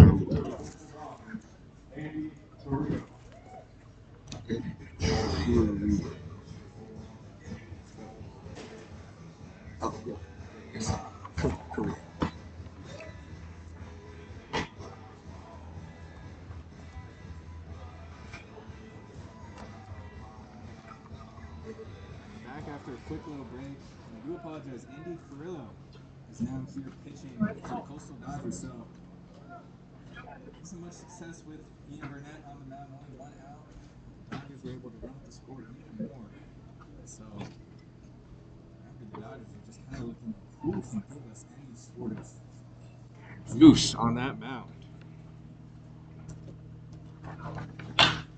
That one's hit into right field. Marbury tracking it back, and he get it. But that's still going to advance. Wilkes going to get to third.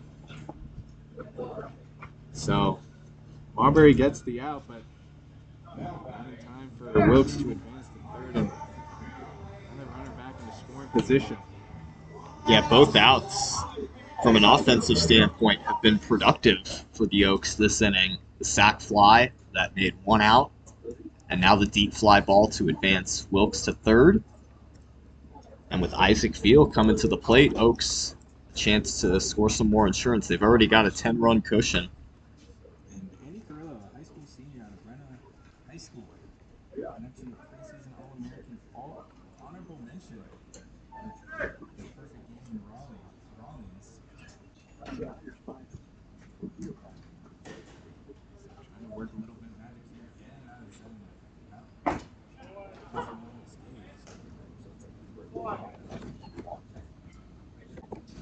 Carrillo won the Ventura County Star Prep Leaders poll for the top player this spring. So he certainly has the stuff. It's just got to make it work in this inning. Veal powers that off. Down here, 0-2 in the count for Veal. The sun's got a little bit away. We got the clouds rolling in. And I'm quarter up here in the booth. People in the stands putting on their jackets. So here's the 0-2 for Veal. Hits that into left field, and that's going to be enough for a base hit, and that's going to bring home Wilkes. So Veal gets his first hit of this game after striking out the 2 previous times. That's going to bring Brady Hewitt to the plate. Jonah Dawson looks on in the batter's box. So we started this inning with Jonah Dawson. There's a potential you can be batting again. This time it's Brady Hewitt. And he hits that into left field once again for base hit, and Veal going to stay at second. And so Jonah Dawson going to come back up.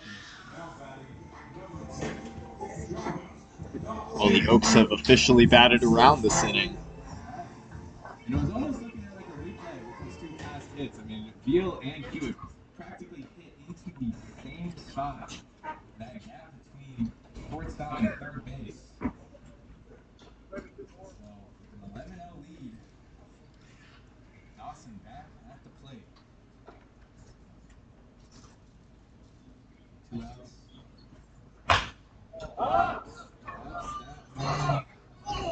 It's outside the infield, and that's going to be a play made right there by Kimball to get the 3rd out. But a monster inning right there from the Conejo Oaks as they score another 5 innings to put up their total 11-0. We'll be back after this break for the top of the 7th. We'll be right back.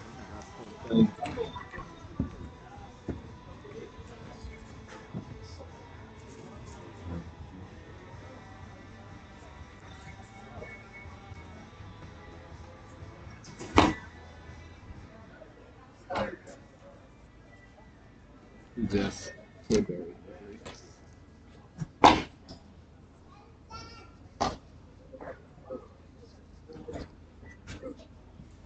attention, please. We have a raffle winner. Take out your tickets to see your today's lucky winner.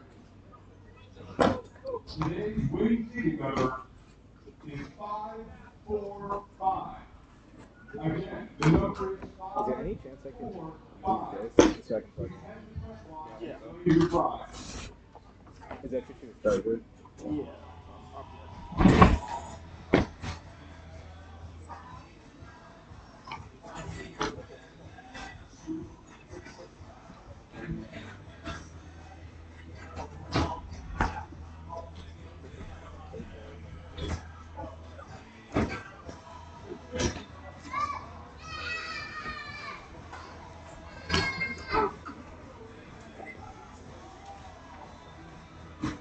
Oh, we have a new pitcher. Yeah, Kid Bear.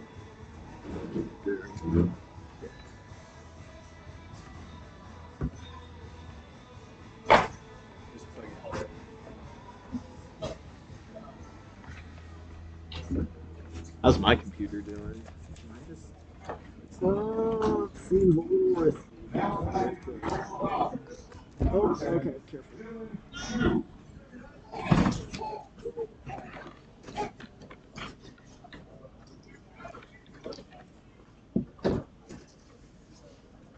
Okay.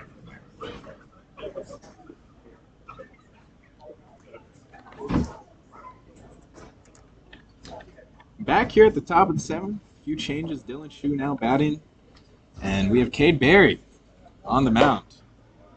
First pitch is outside for Berry, a senior out of Pepperdine, originally from Simi Valley, California. Inside for ball 2.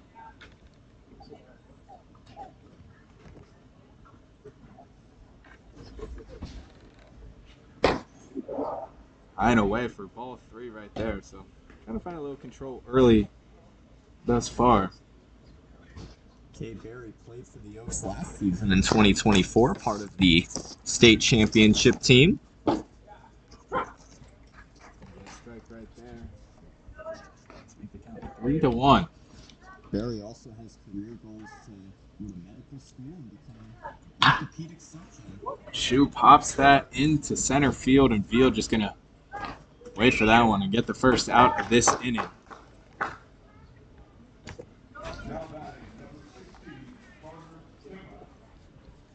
Carter Kimball back to the plate. 0 for 2 in his first time. First 2 times at the plate.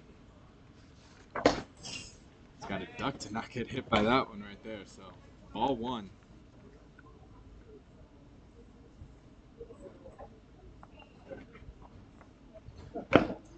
Gets him swinging on it. Foul. Off.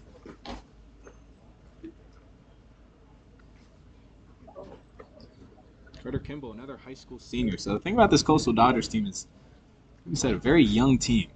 A lot of kids still high school seniors, looking to make that next step to the college level. And so, you get good practice right here. For someone that was a high school senior, you're now going up against a senior that is pitching in college for 4 years.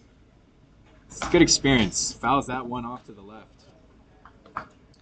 Also, from what I see, a lot of players kind of based in Santa Barbara and that sort of higher SoCal area. Honestly, those Pueblos High School. Ventura High School himself.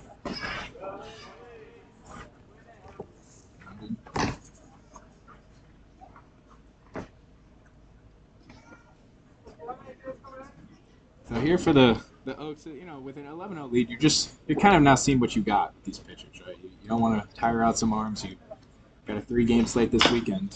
It's fouled off to the right. You just kind of see what you got in these arms, Get all the arms working early and make sure they're warm heading into the season. Yeah, when you have a big league, it really becomes a big lead. It really becomes a bullpen day at that point. I think a lot of people who maybe don't necessarily know the science behind pitching and bullpen work, you might think, well, he's pitching so well, but you want to conserve your arms for when you will need them in more desperate situations, as Berry gets the strikeout.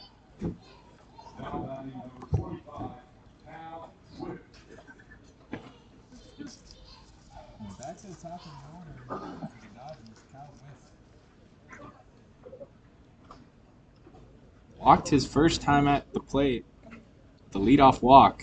Since then, struggled to do much production. Inside for ball 1. Yeah, I think especially even this early in the season, with it being the first game of the season, that's popped up just outside of the infield. Warhouse calls for it. And that's going to be 3 up, 3 down. So a great first inning right there from Cade Berry.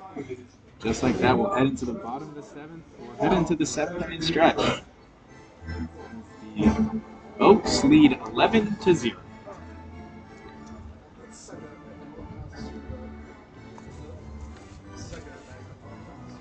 Yeah, I'm not really seeing how we can be heard in between innings when I mute it, the light stopped going off. So according to the mixer, we are on when it's up like that. And that's where honestly I've never really used a soundboard like this. Me neither. And every time I do, it's like you're pressing up to for the volume. Right. Yeah, and the mixers that I used before too. Yeah. Yeah. Does it have anything to do with this? I thought it might, but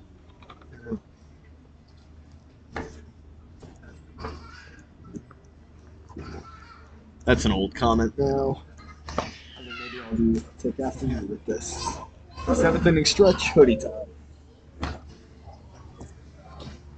And it's not just the Conejo Oaks hoodie that I have. I actually have a black long sleeve hoodie that I decided to put with it, and I'll always keep those two together. Because at this point, I've actually become used to, every time I've put on a hoodie for the past, I think, few years now, I've had a sleeve like this under the hoodie. Like I have my CLU hoodie with this like gray long sleeve hoodie. I have not separated, well, except when I do laundry, but I haven't. Yeah, it's actually. I mean, this is also. It's a pretty light hoodie. It is. Yeah, I was kind of feeling it. Sick though. I'm so glad I decided to wear pants today. I was gonna wear shorts. I was thinking it was gonna get clearer as the day went on because I was looking at the weather report and then it just. Like I can, if it's a cold day, like I can wear shorts if I'm gonna be walking a lot. Yeah. That'll keep my legs. Yeah, that's true. That's true. Oh, do we have another new pitcher who's not on the roster? I love the faces. Okay.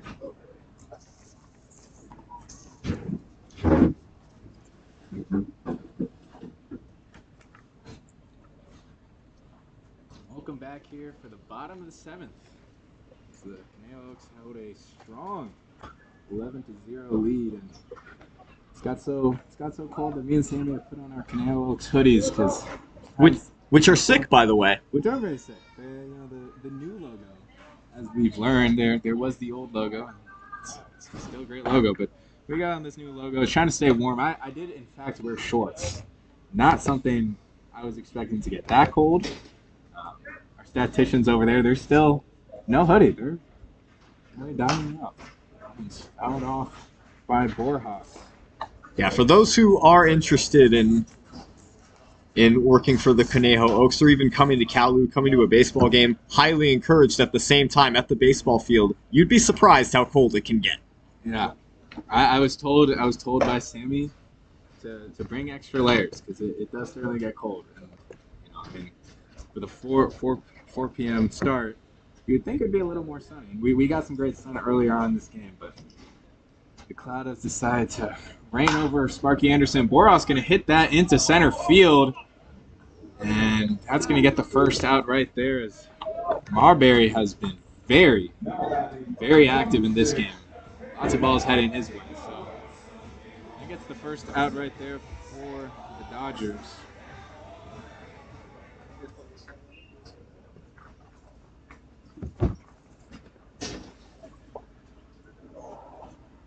Now it's Hugo Mexican, the freshman from Santa Barbara Community College, up on the mound. Line drive right there to first base for the second out right there, and a one pitch, one out. Easy as it gets as a baseball team. And that was Stidwell. Line drive that to first.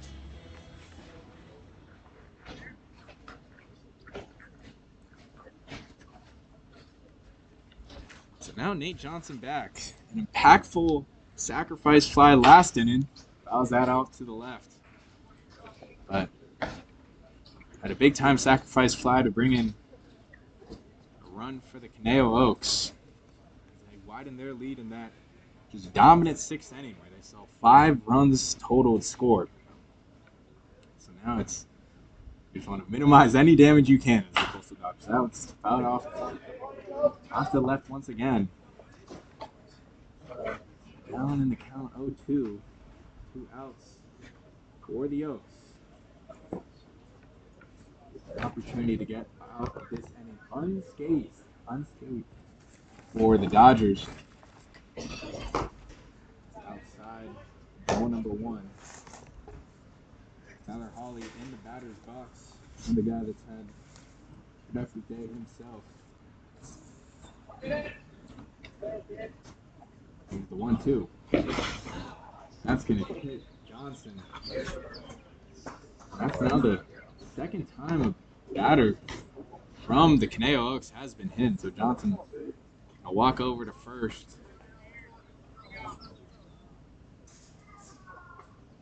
don't know what it is about these Dodgers. They kind of like to hit our Conejo Oaks today, but the Oaks will take it as long as it means a walk to first. So Tyler Hawley back in the box right here for the Conejo Oaks. 2 outs. It's been that lucky number 2 outs that the Conejo Oaks seem to do the most damage with in today's game.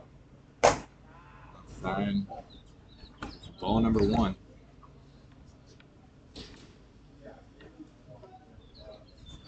Yeah, if you're the Oaks, you can kind of be steady in your approach to keep on attacking and get more runs.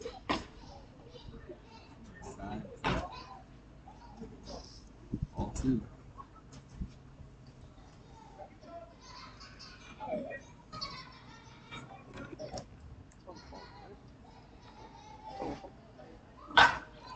Ollie hits that deep into left field, and he's tracing it back. Able to make the play for the 3rd out was Capel. Drew Capel with the out right there, and so the Coastal Dodgers end this inning with 0 runs allowed, but still, the Conejo Oaks lead 11-0. Oh yeah. Even though we are covering the Oaks, maybe it can be. I mean, we do have, but don't try not to say we or us. Okay, yeah, you're right. Yeah. Yeah. Yeah. No, that's okay. No, that's okay.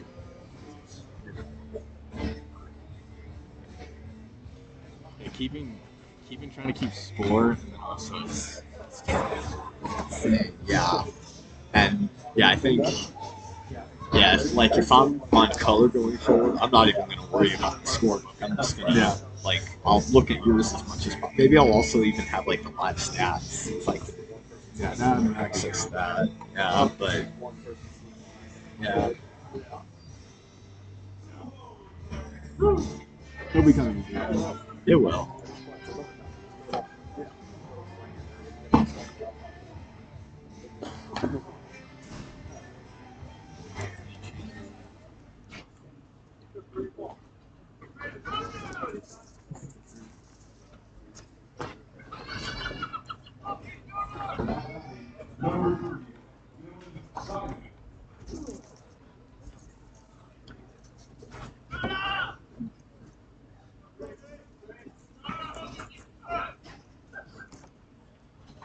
Welcome you back here to George Sparky Anderson Field as we get the 8th inning rolling.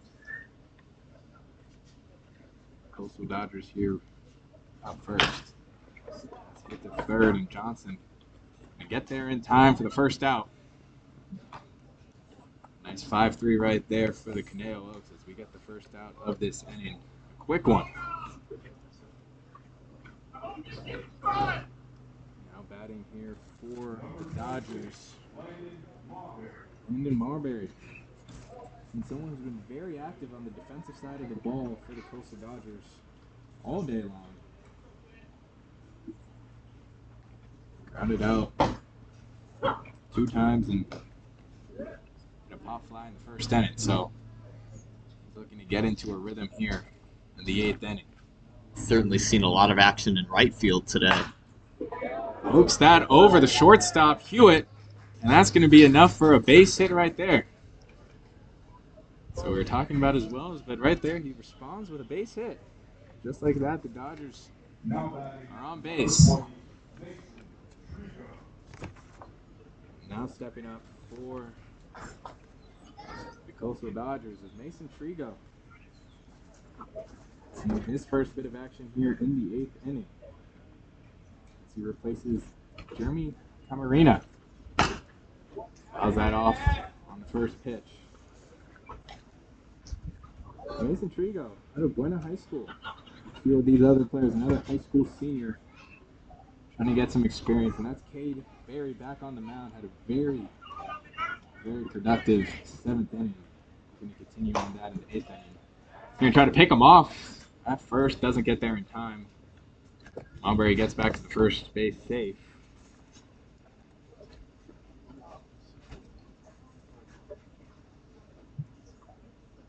Pepperdine not too far here from Thousand Oaks. Quick little drive and tries to pick him off again. Yeah, I know it's pretty quick. I actually drove there a couple months ago for a PA announcing gig at Pepperdine. It was a men's volleyball game. Waves, they topped Jessup University that game. That's some swinging right there at Trigo for the second strike. Yeah, I mean, it's a beautiful area in Malibu. Mm-hmm. If you're a big surfer, it's a great place to catch some waves. But where he's focused on right now is getting this second out in this inning. Here's the 1-2. Grounds for a second ball.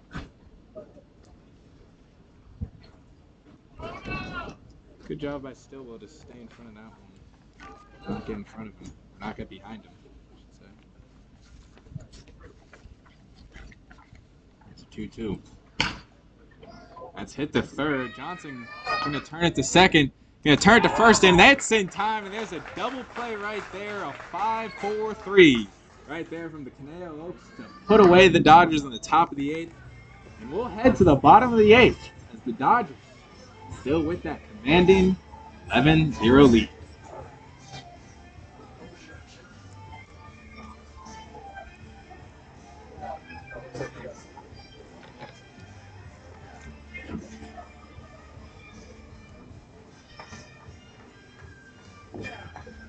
Not second guessing my levels anymore.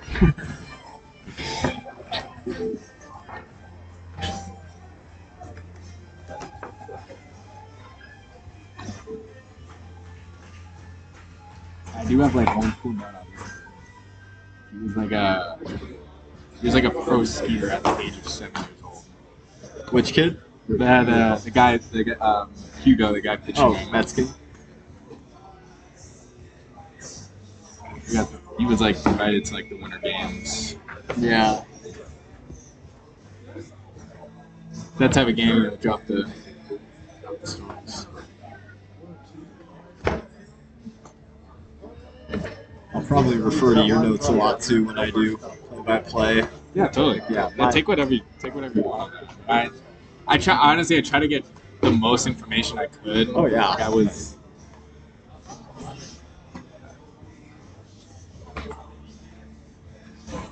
I don't know if he's updated his Instagram, but like the reason I found all that information was through his Instagram. Was like all his posts were like from when he was like 9 years old. So it's like this like 9-year-old kid. Nice. I didn't have Instagram. I didn't have Instagram until I was 16. Yeah, honestly.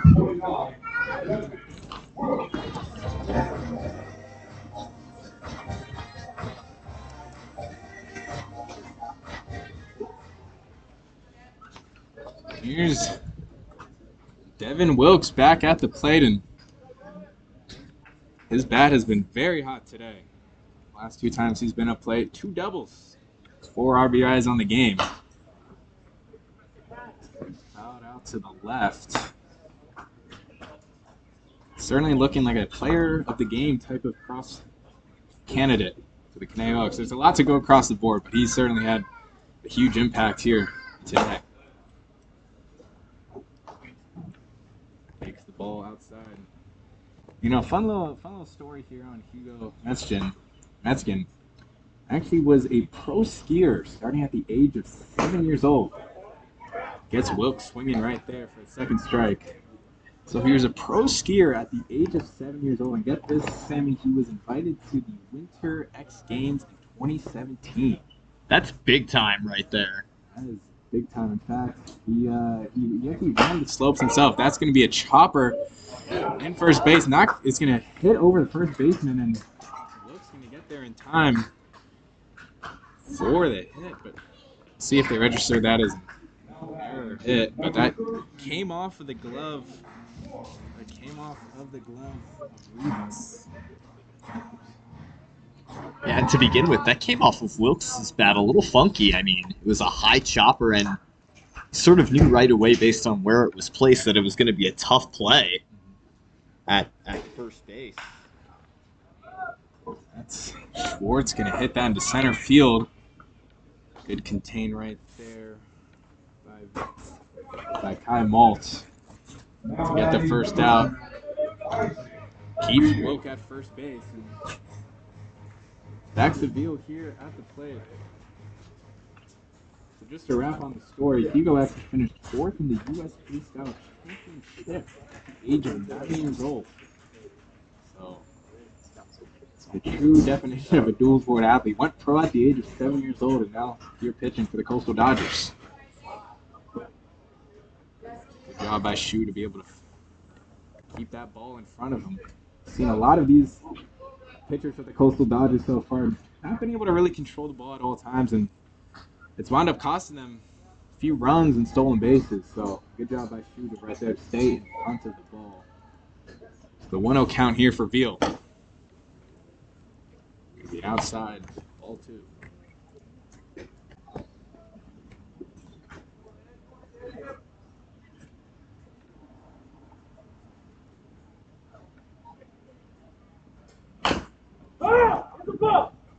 They're going to call it foul. Hit off of Veal's foot. Shaking it off a little. So bring the count to 2-1. Well, what's the thing you've liked most that you've seen from this Conejo today in opening day? Well, I think the Oaks have been very persistent for sure, and I think obviously it's great for them that they've been able to score as many runs as they have and work the pitchers deep into the count. And you think back to that 4-run third inning and 5-run sixth inning too. That's the most runs they've scored in an inning so far. But I think what I like that I've seen from them is that they are always hungry for more runs and more support. 2-2. Outside for ball 3. They've certainly been hungry for more. They've scored 7 runs in the total of 2 innings between the 5th and the 6th inning. So fouled out by Veal. Keeping it alive right here for this at-bat.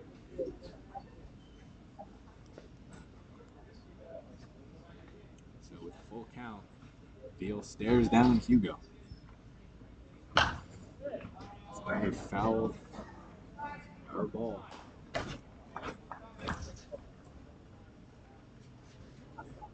And so the Dodgers, the Conejo Oaks will be back in action on Friday against the Philippines baseball group, and then on Saturday they will host Santa Barbara. And on Sunday they'll wrap up their first week as Veal takes a walk to first base. They'll wrap up their first week of action versus the San Diego Bombers. 1 p.m. start, so no shortage of baseball to start the season. It's 4 straight home games to start for the Conejo Oaks. It's a great way to ride into this weekend slate of games with such a commanding lead like it is today and such a commanding game like it is today. That's outside for ball number 1.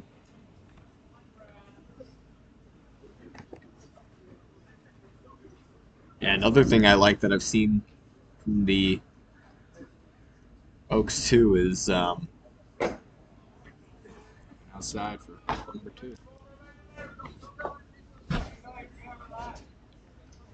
I think just for them to, also their defense and, good to see, different pitchers get the chance to come out on the mound when you have a good enough lead.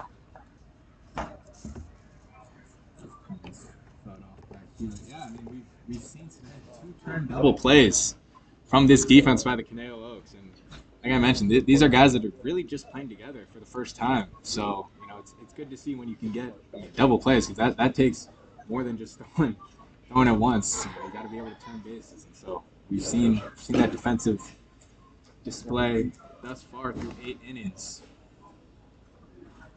Count is up to 3-1. Hewitt stays patient, waiting for the ball that he wants. 1 out, runner on first and second. Fouled off again.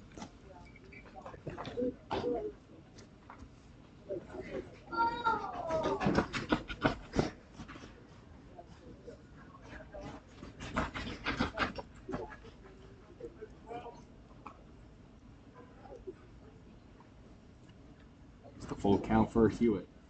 1 out, runner on first and second. It's that high into center field. They try to make the play, and there's the second out right there. So No runners advance. The play made right there by Kai Malton as he has to come a little bit infield to get that second out of this inning. Runners stay put. Now it's Jonah Dawson back to the plate.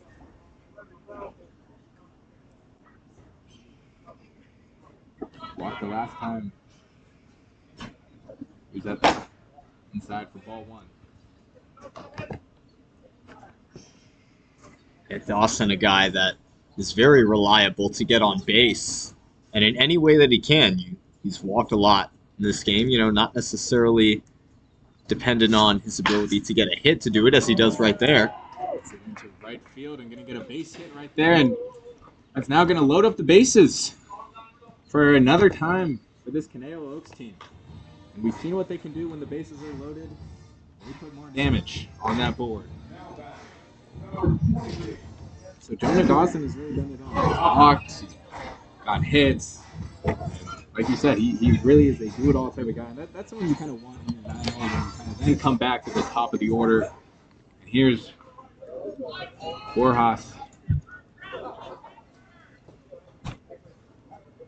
for his 4th time up to bat. The base is full of Oaks.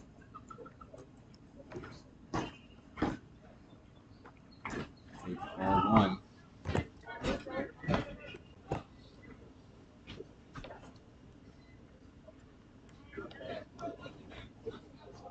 So very similar position we've seen the Oaks here quite a few times today. Bases loaded and 2 outs. Inside pitch for ball number 2.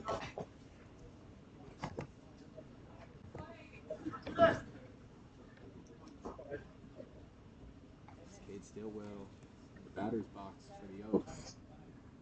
Prepares. Strike one right there. Just painted the outside of that strike zone on the first strike.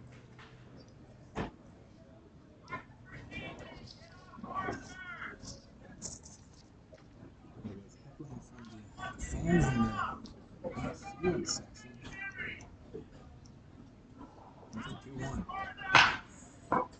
That's going to get right through the shortstop.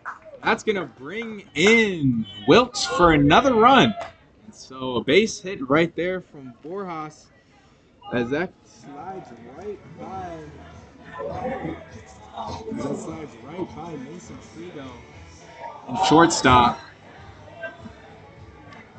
Yeah, Trigo sort of caught in between there, a sort of a low line drive, and just didn't get that glove down enough, and I think on those, you as a second baseman too, you might expect the ball to take an extra hop, and it didn't.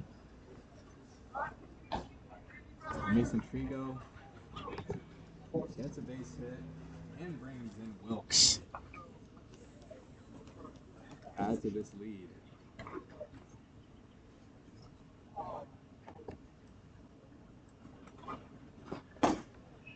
Nice little slider right there for the first strike.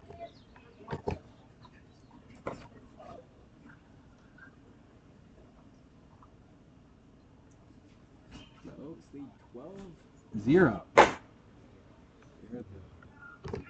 George Sparky Anderson Field. Something you're quite familiar with, Sam. You spent quite a few years here behind the booth. I sure have. Past 3 years broadcasting for the Kingsmen and 4 years covering them. Just graduated from Cal Lutheran now coming up to almost, 3 weeks ago? It was May 16th. Yeah, about 3 weeks ago. And 4 years worth of experience here. I know this place all too well. We'll be sure to share all those secrets along. Join us in this journey to Conejo Oaks this summer here at the ballpark. And obviously as we make our travels north and south. Here's the 3-2, the full count for Stidwell.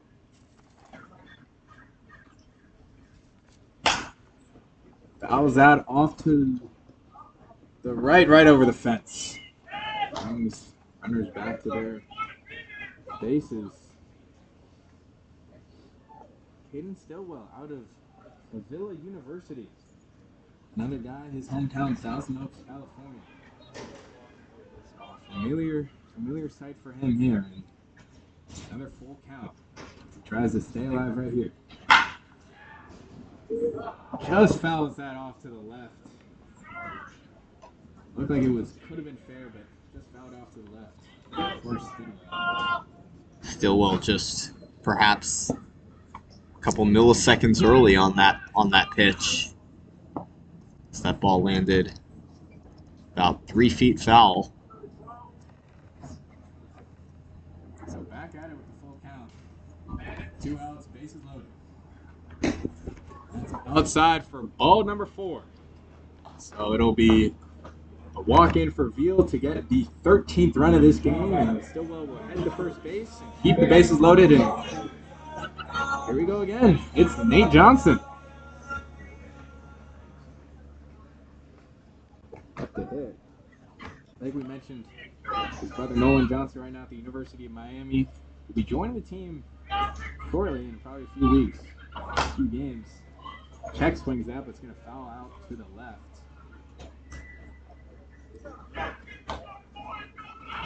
We've seen what he can do with runners in scoring position today.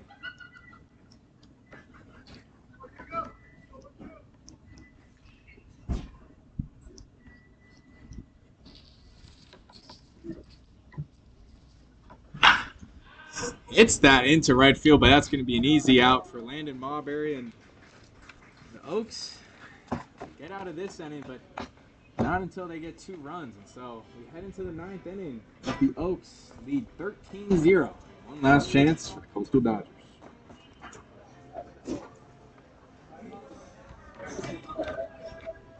I need a little sip of this.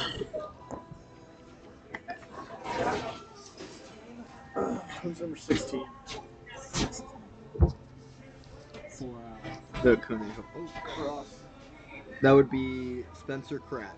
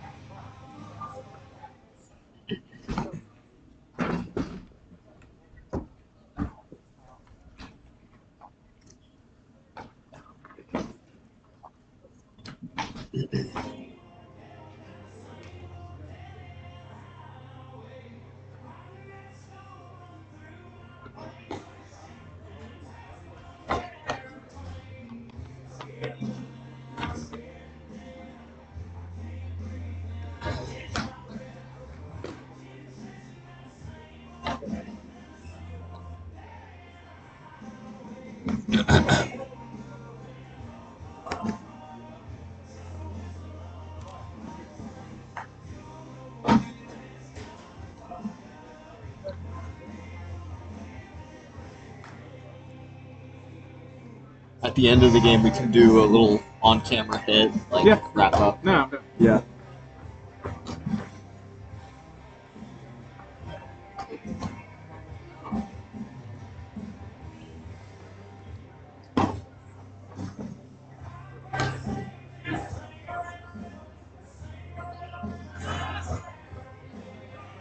Looks like the score hasn't updated in a long time.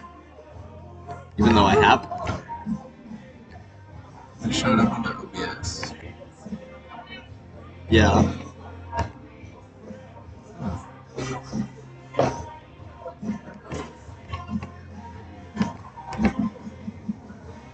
I guess maybe that's it. I want to take the one. Oh, I'll bring us. Welcome back here as we begin the 9th and final inning. Dodgers have just one more chance. But up on the mound for the Conejo is Spencer Kraut. And this game here for the Dodgers, for the Conejo Oaks. All he needs is 3 outs. The junior from Los Angeles Valley College. So a very big leap in his playtime, but also his productiveness when it comes. Pitched 50 innings, 2025, 42 strikeouts, 6.05 ERA. 3-5 record. That's going to be a chopper to third base. Johnson going to be able to control it and gets it to Holly for the first out right there of the inning. Now it's down to 2. Oaks 2 outs away from taking their opener.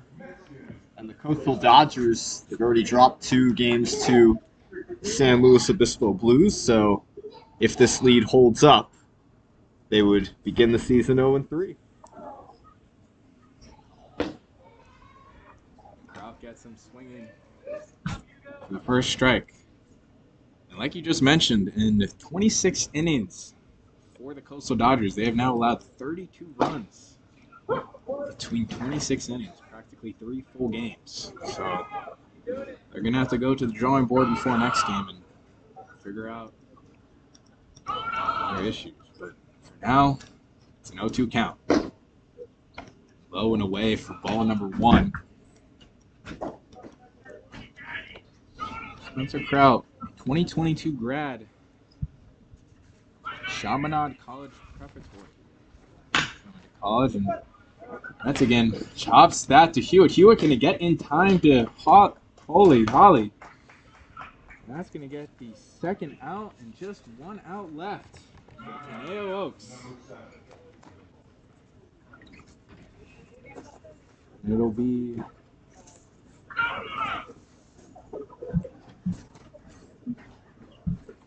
Jake Mullins, the sophomore. Santa Barbara Community College.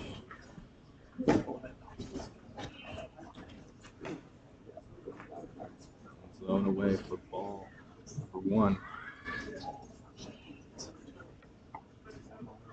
Spencer Kraut, originally from Woodland Hills, California.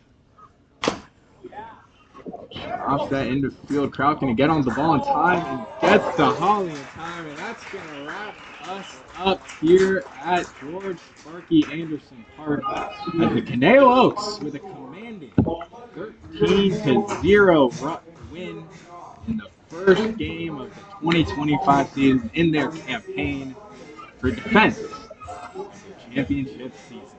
Yeah, the Oaks just put on a great game today, took care of business in their home and season opener, shut out the Coastal Dodgers 13-0, and Oaks off to the kind of start I would imagine they're hoping for. They saw the bats get very active starting in that third inning where they scored 4 in the third inning, 2 in the fifth, 5 in the sixth, 3 in the eighth. And it was a great start, like you said. It was not a start to the season, and we went into now a 30-game home stretch. That's when the other books are really clicking, and we saw it today.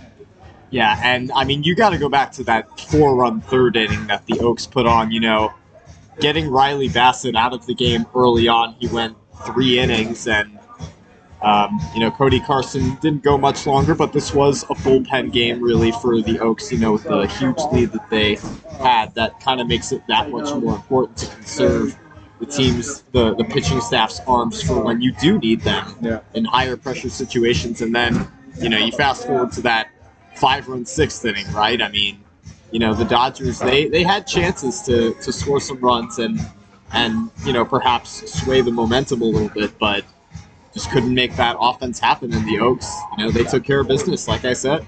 Yeah, and even on the defensive side of things, you know, we saw the Conejo Oaks play great defense when it came time to it. We talked about it during the broadcast. They were able to turn some double plays, and not, you know, didn't cost up any errors, in fact. And so, you know, I think, you know, as an overall coach, if you're looking at this David Solis, this is good momentum to ride on as we go. But, you know, it's a good thing to see when your bats are getting active early, especially in the start of the season. You're not having to work through games and work through the growing pains. But We'll certainly have growing pains as we head into this stretch, but it was a good start for the Oaks. Yeah, great start for sure. And yeah, as you were saying, you want to see that development early on, and you want to get hot right away and sort of, build a rhythm. Yeah, certainly. So the Oaks will be back at home on Friday as they face the Philippines baseball group, and then on Saturday play Santa Barbara. And then finish off this week with another home match versus the San Diego Bombers. So a lot of home baseball going to be happening here at George Sparky Anderson Field, but for today, the Conejo Oaks jump up top and begin the season 1-0 with a 13-0 defeat of the Coastal Dodgers.